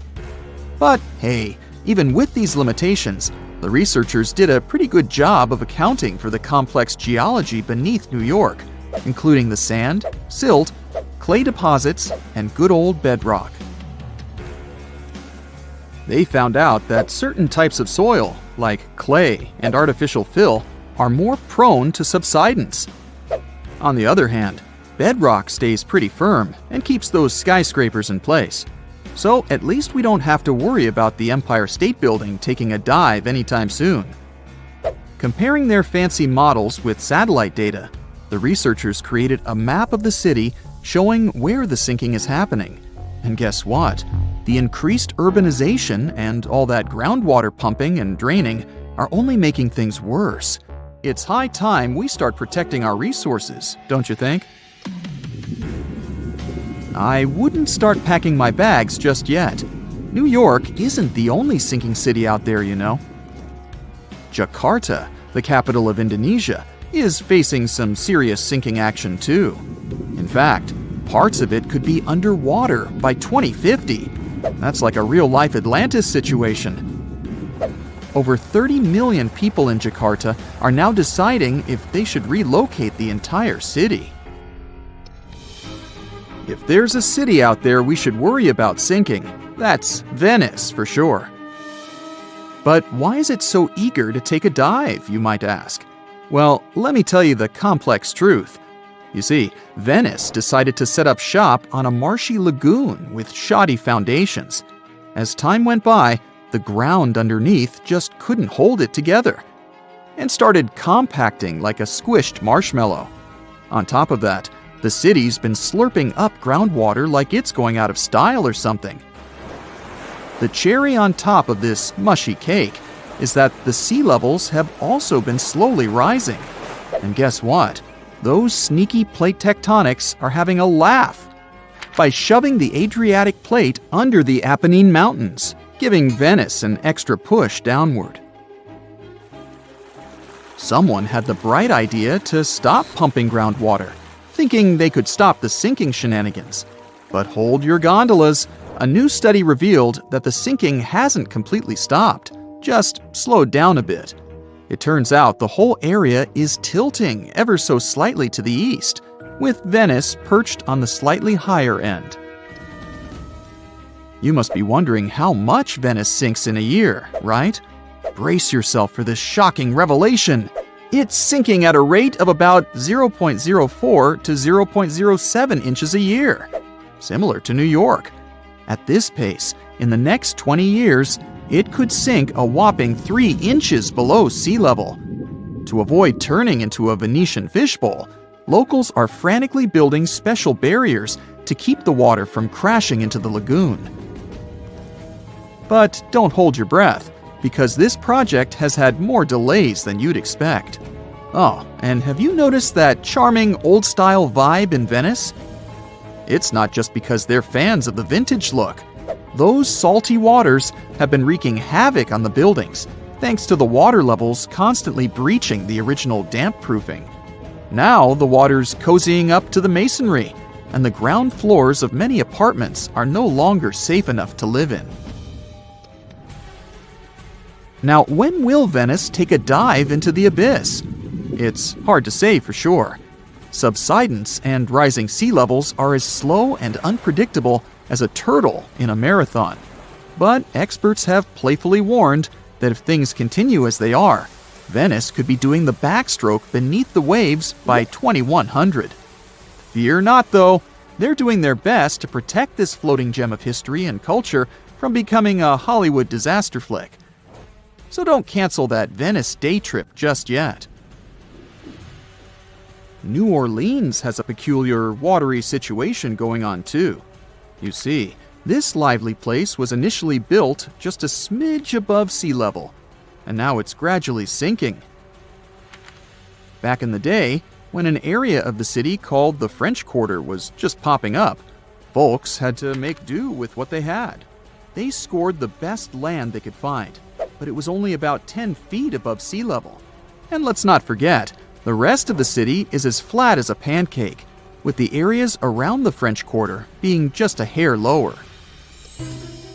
Now, even though they knew they were up against some soggy odds, the resourceful New Orleans residents did their best to elevate their houses above the flood-prone land they chose as their home. There's more. The ground beneath New Orleans is as wobbly as a plate of Jell-O. Architects had to keep things short and sweet because they feared the soil couldn't handle the weight of taller structures. They played it safe, sticking to 2 or 2.5 stories. Here's where it gets interesting. The city installed a fancy drainage system in the 1900s, thinking it would solve their water woes. And while it did help with the marshes and all, it inadvertently sucked the life out of the soil. Yep, the ground was left high and dry, without enough sediment and water to keep it steady. As a result, those former marshes sank as if they were in a quicksand competition. By the 1930s, things got even more topsy-turvy. 1/3 of the city was below sea level, and by the time Hurricane Katrina made its grand entrance, that number skyrocketed to around 50%. Oh, and here's the icing on the cake.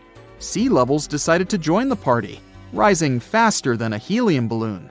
So now, not only is New Orleans sinking, but the surrounding area is also at various degrees below sea level. So what can we do about all these sinking cities? Well, for instance, we could manage our water consumption a bit better. We can't just keep sucking groundwater out of the earth like there's no tomorrow. We've got to find new ways to quench our urban centers' thirst. Think about it. We could purify surface waters, or even turn salty seawater into a sweet solution. Of course, we'll need a boatload of energy to make it all work. Speaking of great urban water management, let me tell you about a town in Denmark called Nio. These guys have got it all figured out. They collect rainwater and use it to supply their toilets and washing machines. Talk about resourcefulness. Now that's what I call a splash of genius. If you're a fan of Dr. Pimple Popper, you're probably freaking out right now, itching to squeeze out every little blackhead from those lip contours. But this is actually a hill formation that you can find in Garb, Sudan. Knowing that perhaps makes it all the more creepy because it looks like the crack in the middle is swallowing up everything around it. This black hole scenario brings to mind our next stop, Vostok Island. This eerie spot is a 59-acre coral atoll situated in the southwestern Pacific Ocean, about 400 miles northwest of Tahiti. If you check it out on Google Earth today, it looks like it's been totally blacked out, sparking all sorts of wild theories. People keep saying that this place is some top-secret base, or even a fictional island straight out of Lost. But what we see here is actually just a dense, dark green forest made up of Pisonia trees. Since nobody lives there and hardly anyone ever visits, the island is pretty much untouched by humans. This massive star, or mandala, is situated just outside Beatty, Nevada. It has got the internet all puzzled, with people trying to figure out if it's evidence of some kind of extraterrestrial activity. To add to the mystery, this spot is right by the Tonopah Test Range, which is also known as the famous Area 52. Despite its creepiness, it's probably just one of the thousands of crop circles that gained fame after Google Earth came along. This spiral formation right here is also located in Nevada, and it definitely looks like another chilling crop circle. But things get even stranger if you use the street view option. As you zoom in closer and closer, you'll notice that it's made up of carefully arranged rocks. This labyrinth, so to speak, is part of an open-air museum situated in the ghost town of Rhyolite. And if that's not creepy enough, take a look around and you'll see dozens of eerie men in white cloaks. Despite their lifelike appearance, these silhouettes are actually statues from an installation created by a Belgian artist in the 80s. Even stranger than stumbling upon a large circle on the ground is finding a bunch of them. Our next location in Wyoming is filled with peculiar circle structures to the point where it's hard to count them all. During the 20th century, this U.S. state shifted from a farming economy to an industrial one, dominated by the extraction of oil, gas, and coal. So, these circles are likely remnants of a tank farm. I mean, places where oil storage tanks used to be located. If you want to avoid nightmares, I highly recommend not searching for the mausoleum of Emil Becker in Poland. If you happen to find it by using the Street View mode, prepare yourself to face an abandoned place with the most terrifying sculpture there is. Oh, the creeps. Keeping on the spooky side, let's head to an isolated corner of Kazakhstan, where you can find a pentagram etched into the Earth's surface. This formation is huge, measuring roughly 1,200 feet in diameter. Before you jump to conclusions about this formation being related to some kind of underworld deity worship, it's worth noting that the pentagram actually turns out to be the outline of a park designed in the shape of a star. The star shape is marked by roadways, which are now lined with trees, making the star shape even more distinct in aerial photos. You can spot this peculiar symbol from quite a distance. At first glance, it might even resemble an otherworldly alphabet, as if a highly intelligent civilization is trying to send us an alert message. But this mystery is already solved. We are in De Hoge Veluwe, a Dutch national park located in the province of Gelderland. And these lines are actually part of the park's logo. Search for these coordinates to find what looks like a land formation straight out of an extraterrestrial landscape, or perhaps a set from Avatar. This place, located in Inner Mongolia, China, is believed to be a granite mine. But it's a bit of a mystery why it has such a striking blue tone on Google Earth. If you check it out on Microsoft Bing Maps, for example, the same location appears in a much more natural tone. In the Australian outback lies a massive geoglyph known as the Maori Man. Discovered in the late 90s, it appears to represent an indigenous Australian man hunting with a boomerang or stick. The figure stretches for more than 2 miles in length and about 1.6 miles wide. It has deep furrows carved into the ground, which adds to the complexity of its formation and origin. Despite efforts to uncover its purpose, its origin is still a mystery. This is Desert Breath, located in the Sahara. Like many things you have seen in this video, this formation also sparks speculation about it being created by extraterrestrial beings. But a quick Google search clears up that mystery. It turns out this is an art installation created by a group of 3 Greek artists back in 1997. They went all out, moving around a whopping 280,000 square feet of sand and even creating a large pool in the middle of it. Egypt still holds many mysteries, and you can explore them yourself with Google Earth. That's how some people stumbled upon this striking triangular-shaped plateau and immediately jumped to the conclusion that they discovered a hidden pyramid. However, experts quickly dashed their hopes. They believe there's no plausible explanation for a pyramid to exist in this area, located 8 miles west of the Nile Valley edge in Upper Egypt. This discovery is likely nothing more than a hill that has suffered the effects of erosion, combined with a heavy dose of wishful thinking. In some cases, nature itself is responsible for creating frightening sculptures. like the Badlands Guardian in Alberta, Canada. If you look at it from above, you'll notice not one, but two human heads emerging from the landscape. These gigantic beings were sculpted by rainwater erosion on layers of clay-rich soil. Ironically, additional human-made structures give the impression that this one is wearing wired headphones. It seems that deserts are a prime spot for discovering strange images on Google Earth. So our next stop is China. In the Gobi Desert, you'll come across zigzagging white lines that look kind of random.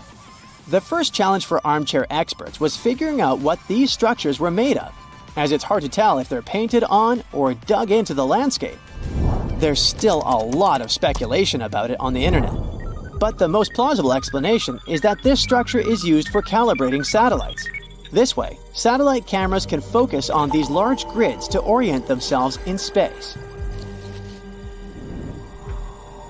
Check out this intact plane that seems to have sunk beneath the ocean off the coast of Crooked Island, Bahamas. Some viral videos claim it's a crashed plane belonging to the infamous Pablo Escobar.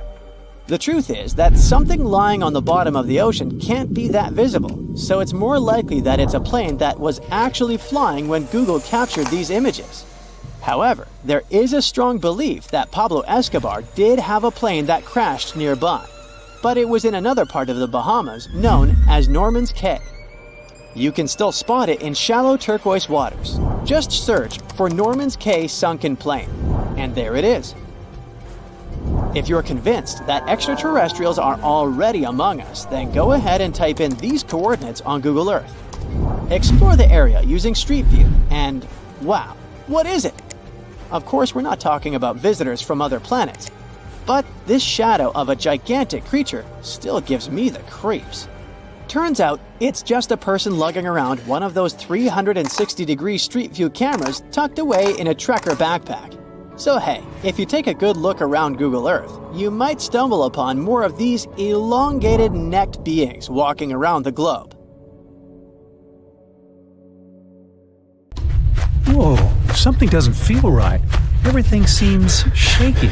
It's definitely not an earthquake, and it's actually getting worse. The clouds seem to move quicker than usual, and the animals are going into a frenzy. The news anchor pops up on the TV in an alarmed tone and says, "Good morning. We're sorry to interrupt your program.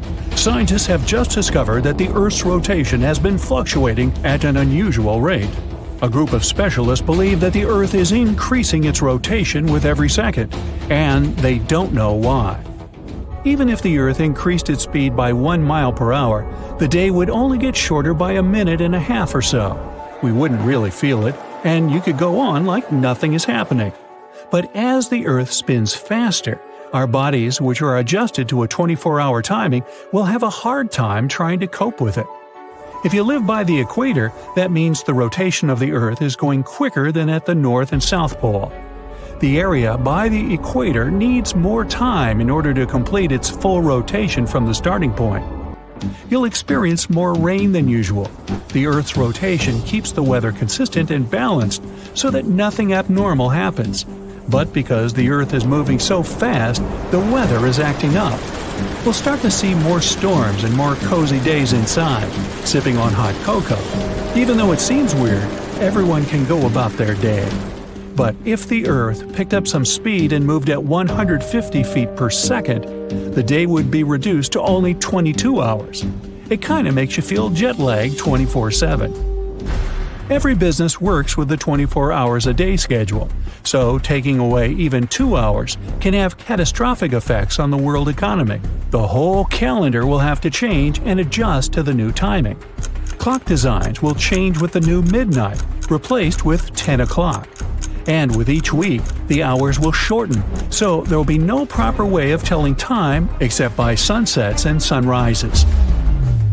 The weather will continue to get worse and worse, feeling like the rain will never stop. The animals that rely on weather patterns won't know how to function, and mass migrations will occur from almost all species of animals. Flocks of birds will be flying everywhere and reach places they normally won't go to, affecting the whole food chain and ecology. Woods, jungles, and other places where animals roam are kept in proper balance when unaffected by humans. If it constantly rains in certain areas, then floods will force animals to move to other territories and compete with the predators in the area. If the Earth picked up speed every day, then standing on a scale in the Arctic would tell you weigh 180 pounds. But around the equator, you might weigh about 179 pounds. That's because of the extra force opposing gravity in that area. With the Earth spinning faster, all airlines around the world stop, since the radar systems have gone haywire and the weather is too dangerous to fly. Everyone has to get around by car. Satellites are positioned in such a way that it's crucial they remain where they are in order to bounce signals to us. Because of what's happening, Wi-Fi and TV signals can't go through. Communications around the world will end up short and slow, and eventually we'll have a total communication blackout. Ships will cease to operate and global trading will collapse, adding extra damage to the already failing world economy. Winds will get stronger and faster than usual, which means temperatures will change. Storms like hurricanes will be stronger than ever and have more energy for destruction. And still, at 100 miles per hour, the equator will now be swallowed up in the water. The Amazon basin and small islands will now completely submerge in water by around 50 feet. Most of the plant life will be in danger, especially by the equator. With woods threatened by floods, more animal environments will be in jeopardy. The trees and plants won't survive so much flooding. If the Earth rotated so fast that the hours would now be reduced to 15, then we'd probably feel like we're always on a jet plane going through turbulence. It would be impossible to sleep if the Earth kept picking up speed every second of the day. So days would be around 7 hours long as well as nights. The whole world would be flooded, except for the highest points and the tallest mountains. If that happens, humans will most likely end up there clinging to the last remaining clear patches of land. Most of the animal life will be extinct as well. And as the Earth is spinning faster and faster, the crust will lose its durability, allowing more frequent and stronger earthquakes to happen. Volcanoes will erupt all over, even if they're submerged in water. It'll go on like this for quite a while. Many major natural disasters like earthquakes, tsunamis, volcanoes, and even melting ice sheets have sped up the speed of the Earth by milliseconds. So, with the Earth's continuing speed increasing, these natural disasters will make the planet go even faster. Even if it's just for milliseconds, it's enough to have major consequences. The Earth is now spinning at 1,000 miles per hour, and as you're sitting with the rest of the survivors, you feel yourself levitating slightly. You'll see tiny pebbles and rocks floating inches from the ground. The clouds above you are passing like shooting stars. The air is thick with moisture, since water is rising to the top, forming thick clouds ready to pour. But since gravity is weaker, some of the rain is suspended in the air. Many small objects will be floating around as if you were in space. The days and nights won't be longer than a few hours. At this point, the whole world will be flooded, and the crust will be 80% gone. If it goes on any longer, there won't be any living things around, probably except for microscopic creatures that can withstand extreme and harsh conditions. The Earth would need to spin at approximately 17,600 miles per hour to cancel out the gravity for things to start floating around. At this point, all the water in the ocean will rise and look like reverse rain. The large mountain rocks will separate from the bedrock and levitate above the ground, looking like little planets in space. The Earth is now spinning 17 times faster than usual, which makes one full rotation around its axis only 84 minutes instead of 24 hours. If you manage to stay that long, then you'll literally see the days and nights go by in an instant. You'll also be floating aimlessly in the sky, bumping into rocks and other surfaces. You won't recognize anything anymore. The Earth's crust is ripping apart, exposing the magma underneath. So landing on the ground isn't an option. You'll see outer space as you go higher and higher. You won't know how fast you're going, but all you know is that you're probably the only human left in this spinning world. The Earth will eventually spin so fast that the rest of the layers will start to peel off, exposing the Earth's interior. It'll start to squeeze itself from the core until it becomes similar to a pancake. Nothing can survive at this point. So much heat will be produced from the core that the planet will heat up like a microwave. All the water will disappear, and it'll look like a red dot in the solar system. And once it starts to approach the speed of light, time will freeze. The rocks and floating elements won't move and will eventually be distorted. And with enough effort, the Earth will eventually turn into a black hole. Of course, nothing like this will ever happen. According to scientists, Earth will most likely slow down in rotation. Ever since the Moon came into the picture, the Earth has been slowing down by around 4 miles per hour every 10 million years or so. That's because of the Moon's gravitational pull on our little blue planet. It'll most likely go on that way. So hey, what's your hurry? Electronic satellites suddenly go out of control. There are voltage surges across the globe. In some places, there's a complete blackout. Scientists have little data on this incredible solar behavior, so we're still unable to accurately predict how or when exactly the next geomagnetic storm will happen. One such event took place back in July 2012, but thankfully it missed us. Not by far though, by a mere 9 days. Just to give you a glimpse of what nearly happened, I need to explain some astronomical basics. A solar storm is a series of effects we feel here on Earth after certain events occur on the Sun. Our star is nothing more than a huge ball of molten gases that are constantly moving around, so these events happen more often than you'd think. For a solar storm to begin, our Sun needs to emit bursts of energy. They're in the form of solar flares and coronal mass ejections. These two phenomena send electrical charges and waves of magnetic fields toward the Earth at an astonishing speed of about 3 million miles per hour. When these solar storms reach our planet, we can see northern lights display in locations close to the Arctic Circle. But they can also mess up satellites or other types of electronic communications. Some of these solar storms can be dangerous, and back in 2012, we came close to experiencing a very powerful one that could have had a serious outcome. The most powerful in as much as 150 plus years, based on research done by astronomers. But how did we manage to escape it? Did we have something to do with it, or was it just a pure coincidence? What we do know is that one of those coronal mass ejections did hit the Earth's orbit in late July 2012. Our planet had already left that specific location as it was on its scheduled trajectory around the Sun. So you might be asking yourself at this point, what if it didn't miss us? Turns out these intense solar storms are dangerous to all sorts of technological objects. Given we are now literally surrounded by electric objects, from our phones to our cars, try to imagine what would happen if they all stopped working all of a sudden. And here's how they work. Solar storms start with an explosion, or a solar flare. Then X-rays and UV radiation travel to our Earth at the speed of light. Some of the side effects? Well, they can include radio blackouts and GPS navigation errors.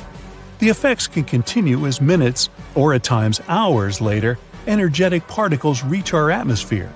They move only a bit slower than the speed of light, but they can electrically shock the Earth's satellites and damage their components. Lastly, about a day later, clouds of magnetized plasma reach us as well. They can cause huge power blackouts, more or less paralyzing everything with an electrical plug. We might not even be able to flush our toilets, since most water supplies in cities use electric pumps these days. The effects of these geomagnetic storms would be different around the world, though. Solar storms are curious by themselves, but why do they affect some locations on Earth more than others? Based on recent research, geology has a lot to do with it. But I need to take you back a bit to paint you the bigger picture. Buckle up, because we're taking a trip in the time machine to a time when the Moon didn't even exist yet. 4.6 billion years ago, our solar system looked a lot different than it does now, And that's putting it lightly. Hundreds of new planets began to form around the new sun. Planets like our own Earth, Venus, or Mars were still hurtling around the cosmos. Back in the 1970s, an astronomer named Donald R. Davis developed a theory that said the Moon was born when another planet hit a newly formed Earth about 4.5 billion years ago. He also indicated that it might have been the size of Mars and later named this planet Theia. It's difficult to imagine what that impact might have looked like, even with the equipment we have these days. The astronomers suggested the giant impact hypothesis, trying to piece together this mystery. After running into our planet, the outer rocky layers of both Earth and Theia were projected into a circle of cosmic matter. Out of this debris, what we now know as the Moon was born. The Earth's core has apparently consumed Theia's iron core, that is, if it had any. Our planet also got into the position it occupies today. This way, it became more susceptible to geomagnetic storms. Back then, there was little to no information as to what might have happened to Theia, apart from giving us our only natural satellite. It took several years for a series of scientists to come up with an exciting new idea that revolutionized what we knew about our planet. What was left out of Theia is hiding under two continent-sized layers of rock deep within our planet. This theory is also one of the only explanations for why the Moon is so dry and doesn't have much of an iron core. But why is geology so important when it comes to geomagnetic storms? Well, that's because recent data revealed that the type of rocks below your feet can affect how well your city adapts after powerful geomagnetic storms. Some types of rock, like sedimentary rocks for example, generally have more space filled with water, which makes them electrically conductive. Other types of rocks are denser and have more resistance when it comes to electricity. Whenever such a storm happens, people living in the New England highlands may have a higher risk of experiencing major disruptions. At the same time, those in the mid-Atlantic coastal plain have less to worry about, simply due to what's hidden beneath their cities. How did we know how scary these storms are? Well, this wasn't the first time it happened. Solar storms have dazzled the astronomer community for many years now. The most iconic event of this magnitude was the Carrington event, which happened way back in September 1859. It gave us a sneak peek of what the power of the sun is, to say the least. They named it after an English astronomer, Richard Carrington, who witnessed the solar flares himself. The power of that solar storm was something humans had never experienced before. The strong geomagnetic storm caused northern lights as far down south as the territory of Hawaii. On the morning of September 1, 1859, Richard Carrington made his way into his private observatory, located outside of London.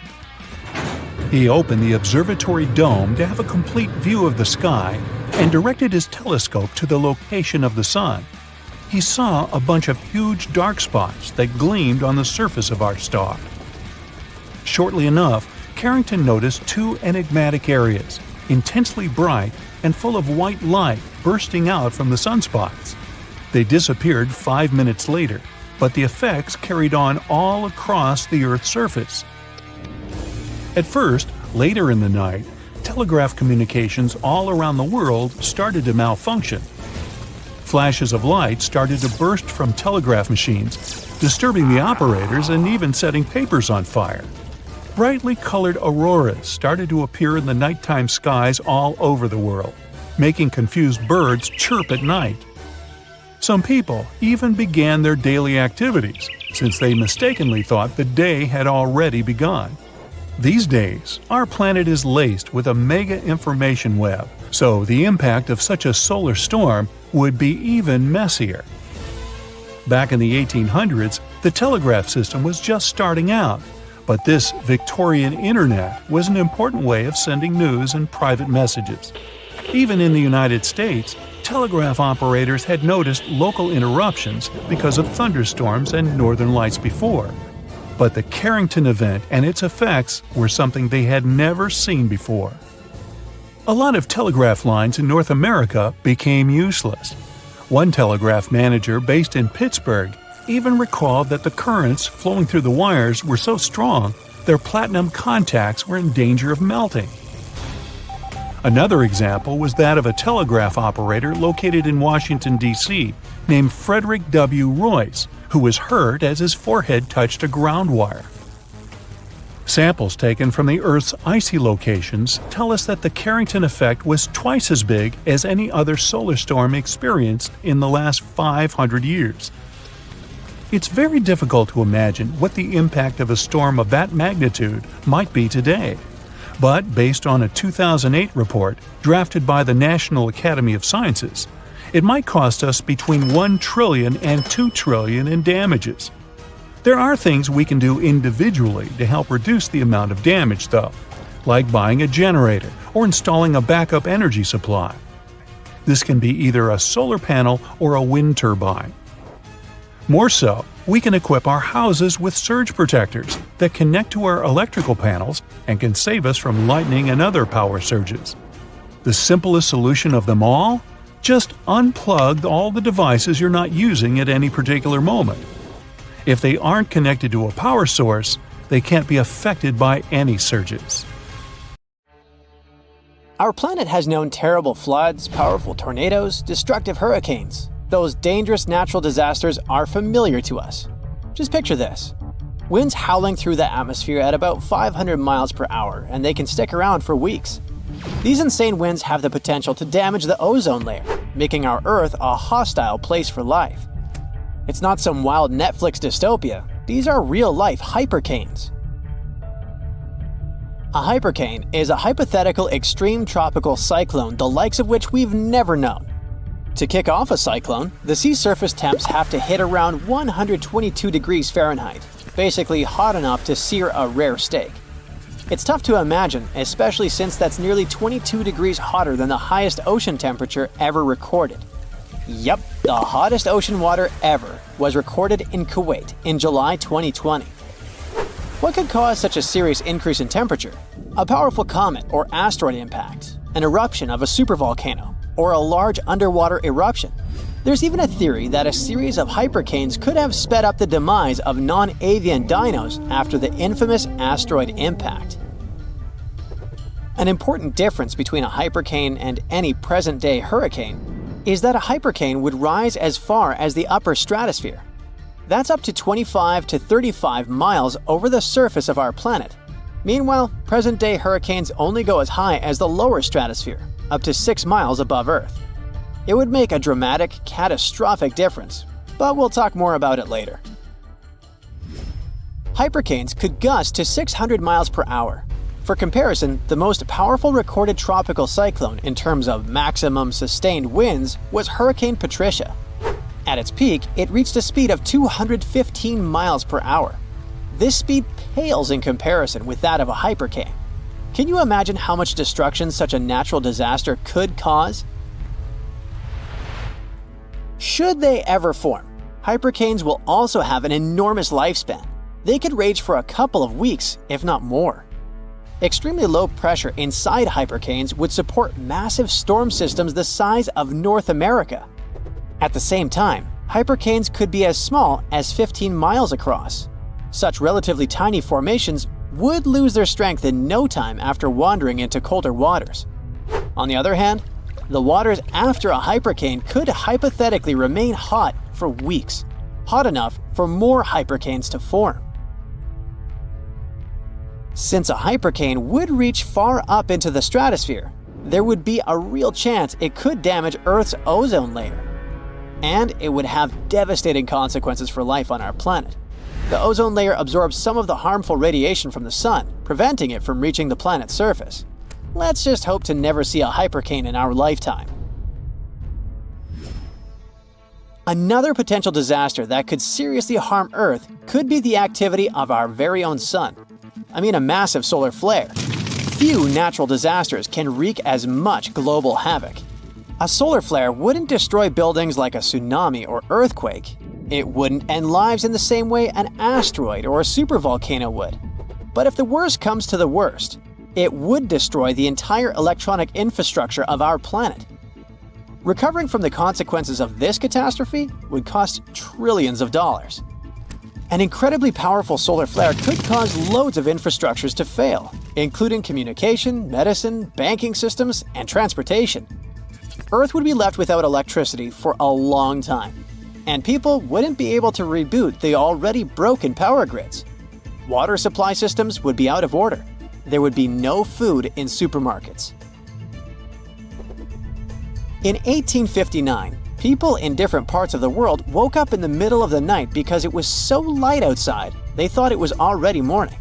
The skies were illuminated with colorful auroras. They showed up even in the regions where no one had seen them before, like the Bahamas, Hawaii, or Jamaica. Telegraphs got electrically charged, even though they were disconnected. Fires started in many regions. In other words, the consequences were already catastrophic, even when technology barely existed. Imagine the avalanche of problems a solar flare could trigger today. Then there are gamma-ray bursts. You can't come across this kind of radiation in your everyday life. A gamma-ray burst occurs when two neutron stars collide when a massive star collapses. Gamma rays could turn into a serious danger to our home planet. If a gamma-ray burst happened close to Earth, it would likely rip our ozone layer away. And you already know how crucial this layer is. Plus, gamma rays could create ground ozone. This kind of ozone could seep into the ocean since it's water-soluble, and that would lead to a mass extinction of marine life and plants. According to some theories, if a gamma-ray burst occurred within around 200 light-years away from Earth and its jets were pointed directly at us, our planet would be vaporized. If the distance was greater, but still in the Milky Way, the resulting radiation would sterilize all life on the side of the Earth pointing towards the burst. Another catastrophe that could potentially destroy our planet might be a super eruption, an eruption of a supervolcano. Yellowstone Park is located on top of one of those. The last massive eruption in that region happened about 664,000 years ago. The next eruption might be due anytime soon. Luckily, at the moment, there's no evidence that the supervolcano is waking up or getting ready for an eruption. But if it did happen, a massive column of lava and ash would shoot up into the air to a height of several miles. The volcano would keep pumping ash for days on end. But the most dangerous consequences of the eruption for all living creatures would be ash fallout. Buildings and trees would collapse under the weight of this dense substance. In just a couple of days, a 10-foot layer of ash would cover the territory of 50 miles around the center of the eruption. After the ash got into the stratosphere, the temperatures would start to drop all over the world. The eruption would most likely be rich in sulfur, an effective sunblocker. So soon it would get so cold that there would be no summer in the entire world for a few following years. It would be hard for animals to find food and clean water. Earth could also encounter a wandering black hole, a region in space where gravity is so powerful that not even light can escape its clutches. At the moment, the nearest to us black hole is around 1,500 light-years away. Seems like there's nothing to worry about. Well, until you find out about wandering black holes. Now things definitely get creepier. If such a black hole entered the solar system, Earth would be doomed. Recently, for the first time ever, astronomers have found a solitary wandering black hole in our home galaxy. This space traveler is 7.1 times as massive as the Sun and is now 5,200 light-years away. Scientists discovered wandering black holes before, but those were in other galaxies. This one is the first to pop up in the Milky Way. Giant sinkholes could also swallow entire communities. For example, when one of such sinkholes opened up in the city of New York in the summer of 2022, it pulled a parked van into the earth. And it wasn't the only sinkhole in that area. Local inhabitants reported around 4,000 sinkholes all over the city between July 2021 and June 2022. This kind of problem is also very common in Florida. and it's much more serious than it may sound. Sinkholes open all of a sudden, holding down everything and everyone that happens to be nearby. Sinkholes appear all over the world. They're totally unpredictable and form without warning. Luckily, experts know what causes them. In some regions, there are vast areas of groundwater. But during droughts, this water dries up, which creates large, empty caverns. After heavy rains, the surface over such a cavern is likely to collapse, creating a sinkhole within minutes. You're in the middle of the Sahara. You see a huge awning with a red target pattern. Its surface is so hot you could fry food on it. A drop of water is to hit the center of this target at the speed of light. Theoretically and technically, this experiment is impossible to conduct. But if it happens, then mysterious nothing awaits us.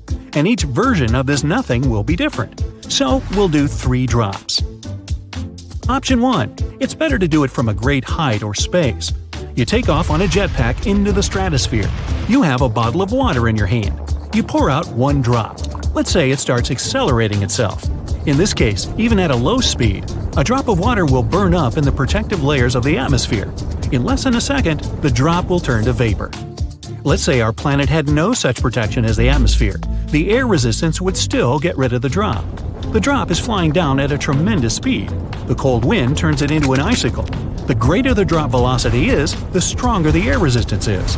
The drop is moving faster and faster, soon reaching the speed of sound. Then, it just smashes into thousands of small particles.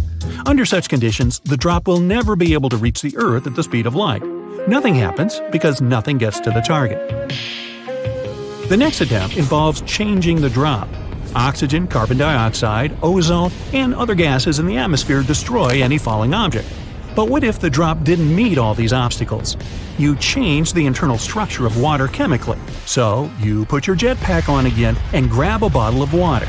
At the height of the Earth's orbit, you open it and pour out 1 drop. It accelerates and there's no resistance. It passes through the hottest layers of the atmosphere, but doesn't burn, passing the freezing temperature, but doesn't freeze up. It flies to the ground, developing the speed of light, and crashes again. But nothing happens. The drop got the properties of a light particle, a photon. It's only under such condition that it might develop the speed we need. No object with mass, be it a car, a house, a tree, an ant, a single air, a grain of sand, or a molecule, can reach the speed of light. Only light particles are capable of it since they don't have mass. An intangible drop falls into the center of the target, and again, nothing happens. The third option. Scientists found a way to accelerate a drop to the required speed. They also have to change the molecular composition of water, making it more resistant to high and low temperatures. To make the drop reach the speed of light without any damage, you need to place it in a perfect vacuum. No air resistance, no protective layers of the atmosphere. We leave only space and the water.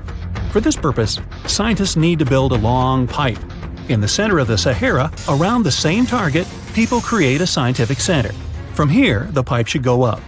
Its height is approximately the distance to the International Space Station. That's 254 miles, which is about the height of 50 Everest mountains. You can't connect to the ISS itself as it's moving all the time. It revolves around the Earth, completing 1 revolution in 90 minutes. That's why astrophysicists and engineers should build a small station designed for 1 person. And this station should move parallel to a single point on the ground. The vacuum tube is made of solid stainless materials so that rain and high temperature couldn't destroy it. Inside, it's an alloy of titanium and graphene, the most durable metal on Earth. The pipe is built horizontally. Then, with the help of several helicopters and cables, it's placed in an upright position and attached to a small space station. The pipe is equipped with small pumps that pump the air out and block its flow inside. The water drop shouldn't touch the walls, so there's a special layer of gravity plates. They push the water away from the pipe's surface, using the power of magnetism and sound waves. You put on a jetpack and fly to the station with a bottle of upgraded durable water. Your hands are shaking with excitement. Your breathing sounds loud in the spacesuit.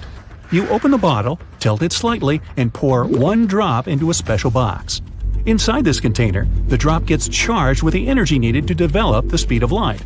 Now it's ready for the journey. You look at the box, close your eyes, and press the start button. The drop flies into the pipe at a great speed. From the powerful blast wave, the entire station is thrown to the side.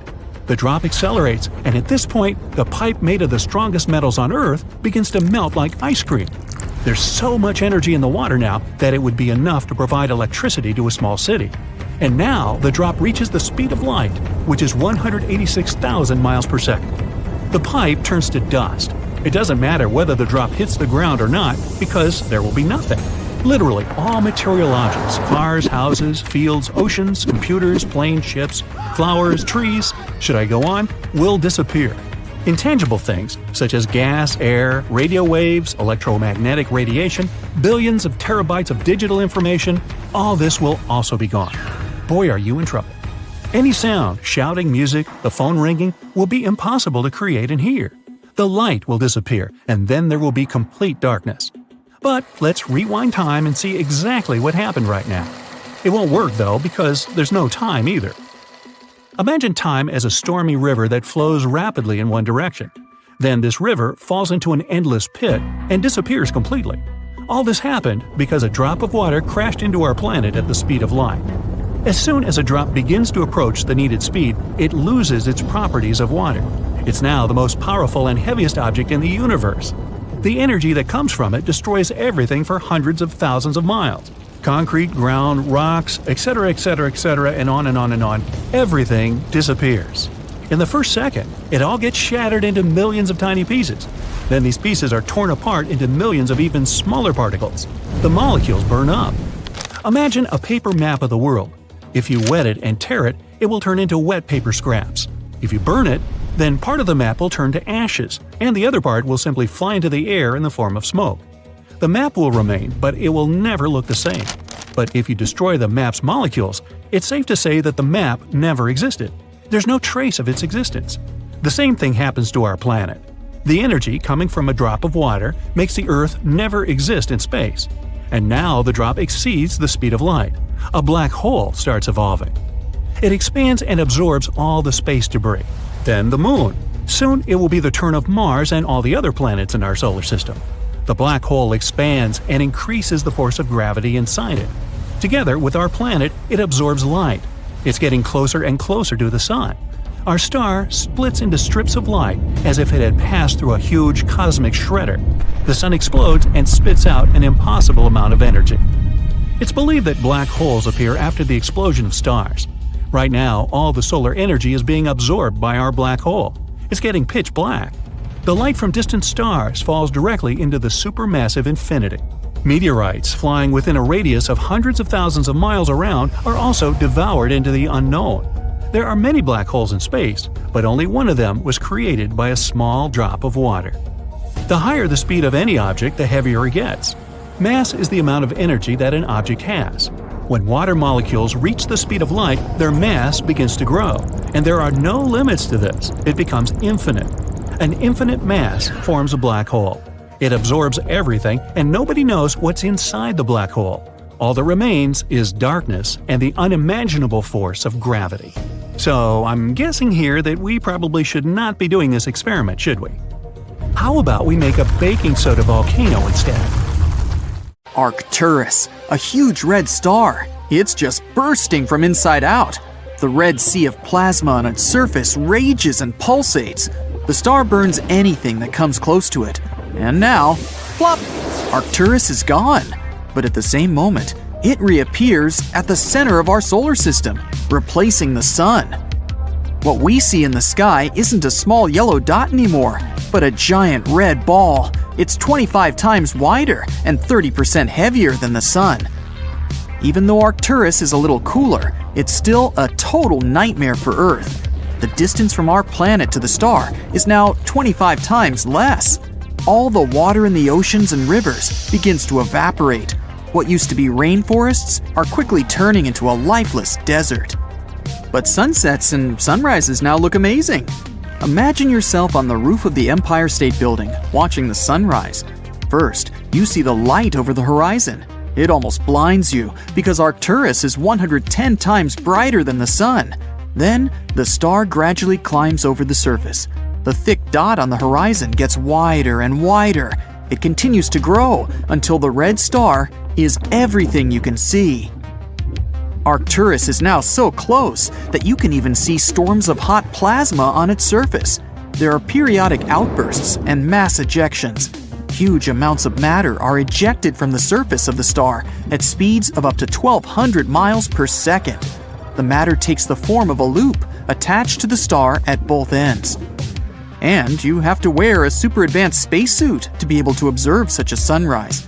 Life on Earth ceased to exist long ago under these conditions, and it's going to get worse over time because every 8 days, Arcturus's brilliance increases, and soon our planet will become more like Venus. It's so close to the Sun that the high temperature makes any life there impossible. Okay, let's let our planet cool down a bit and put Proxima Centauri in the center of our solar system. It's not a red giant, but a red dwarf. This star is almost 7 times smaller than the Sun and almost 9 times lighter. Now our oceans and rivers are not evaporating, but freezing over. Forests and jungles are covered with snow. In about a week, there won't be a single place on Earth where the temperature is above freezing. Even plants that are used to the cold will cease to exist. They mostly feed on the sun's energy. Now, they begin to starve. But there will still be water deep beneath the ice layer. It'll be heated by the hot core of our planet. Microorganisms will still be able to survive. It's much darker on Earth too. It's like an endless twilight here. Oh, and we can barely see the moon. The thing is, it doesn't produce its own light, but reflects it from the bright sun. With Proxima Centauri instead, the moon will lose its brightness. Hop on the bright side of life together with our brand new tees, hoodies, and more. Click the link to pick your choice.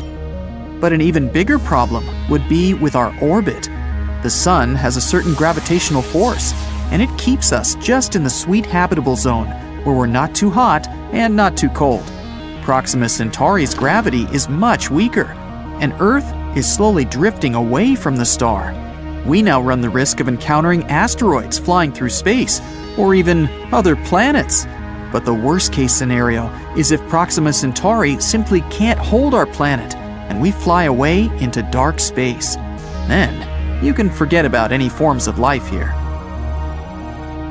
Now, let's put Sirius at the center of our solar system. It's the brightest star in our night sky. It's only 70% bigger than the Sun, but almost twice as hot.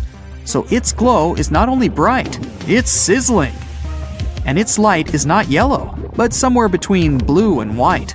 You couldn't go out in the city without sunglasses, or Sirius glasses. Still, you wouldn't want to walk the streets, where the asphalt is boiling anyway. You could literally fry eggs on the curb.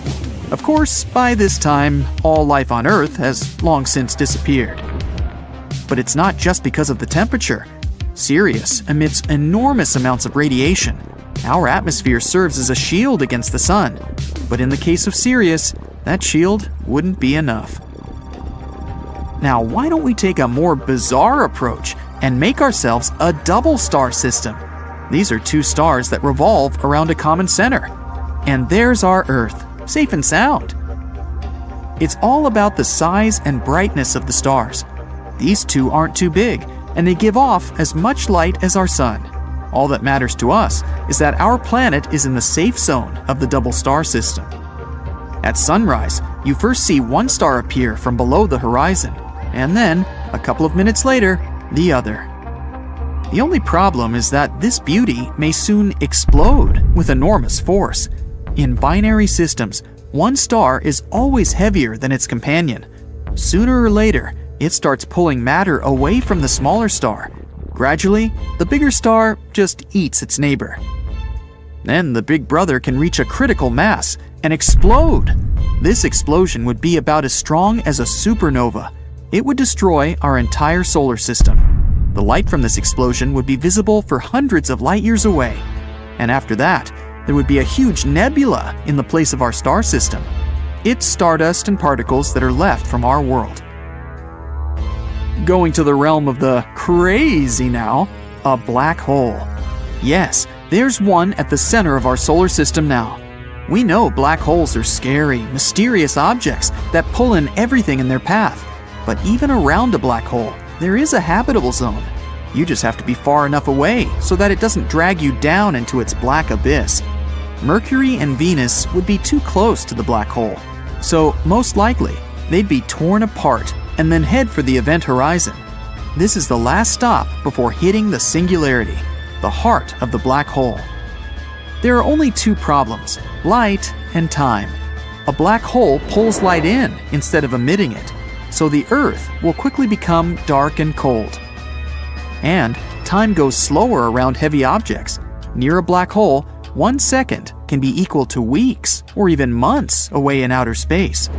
We won't feel this difference, but the entire universe around us will develop faster relative to us.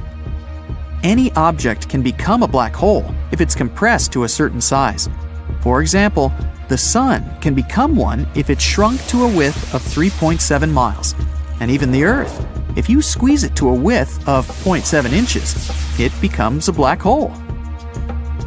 Oh, now there's some little rock lurking in the center of our solar system. It's a neutron star. It's about 18 miles wide. Some meteorites are much bigger than that, but it has a mass comparable to the Sun, so its gravitational force is about the same, and our planet's orbit is intact. But the problem is that neutron stars emit next to no visible light, so it's now permanent night on Earth. Still, it gets very hot here. When a neutron star is born, it can be several times hotter than the Sun at first, but it quickly cools down to the temperature we're used to. So there's a chance that all life on Earth hasn't yet been scorched. Another problem is that these little guys are rapidly spinning and can become pulsars. It's kind of like a powerful spotlight on two sides of a spinning star.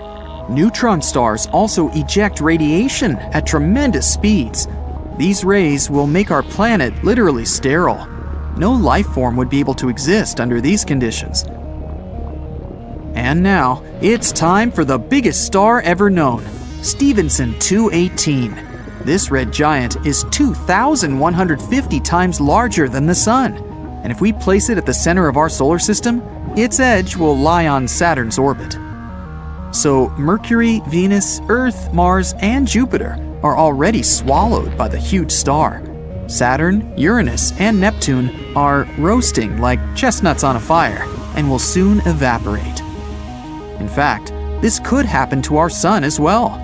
The older it gets, the redder and bigger it becomes. It'll eventually run out of its fuel, hydrogen, and the Sun will start to burn heavier elements in its core. This will cause it to expand.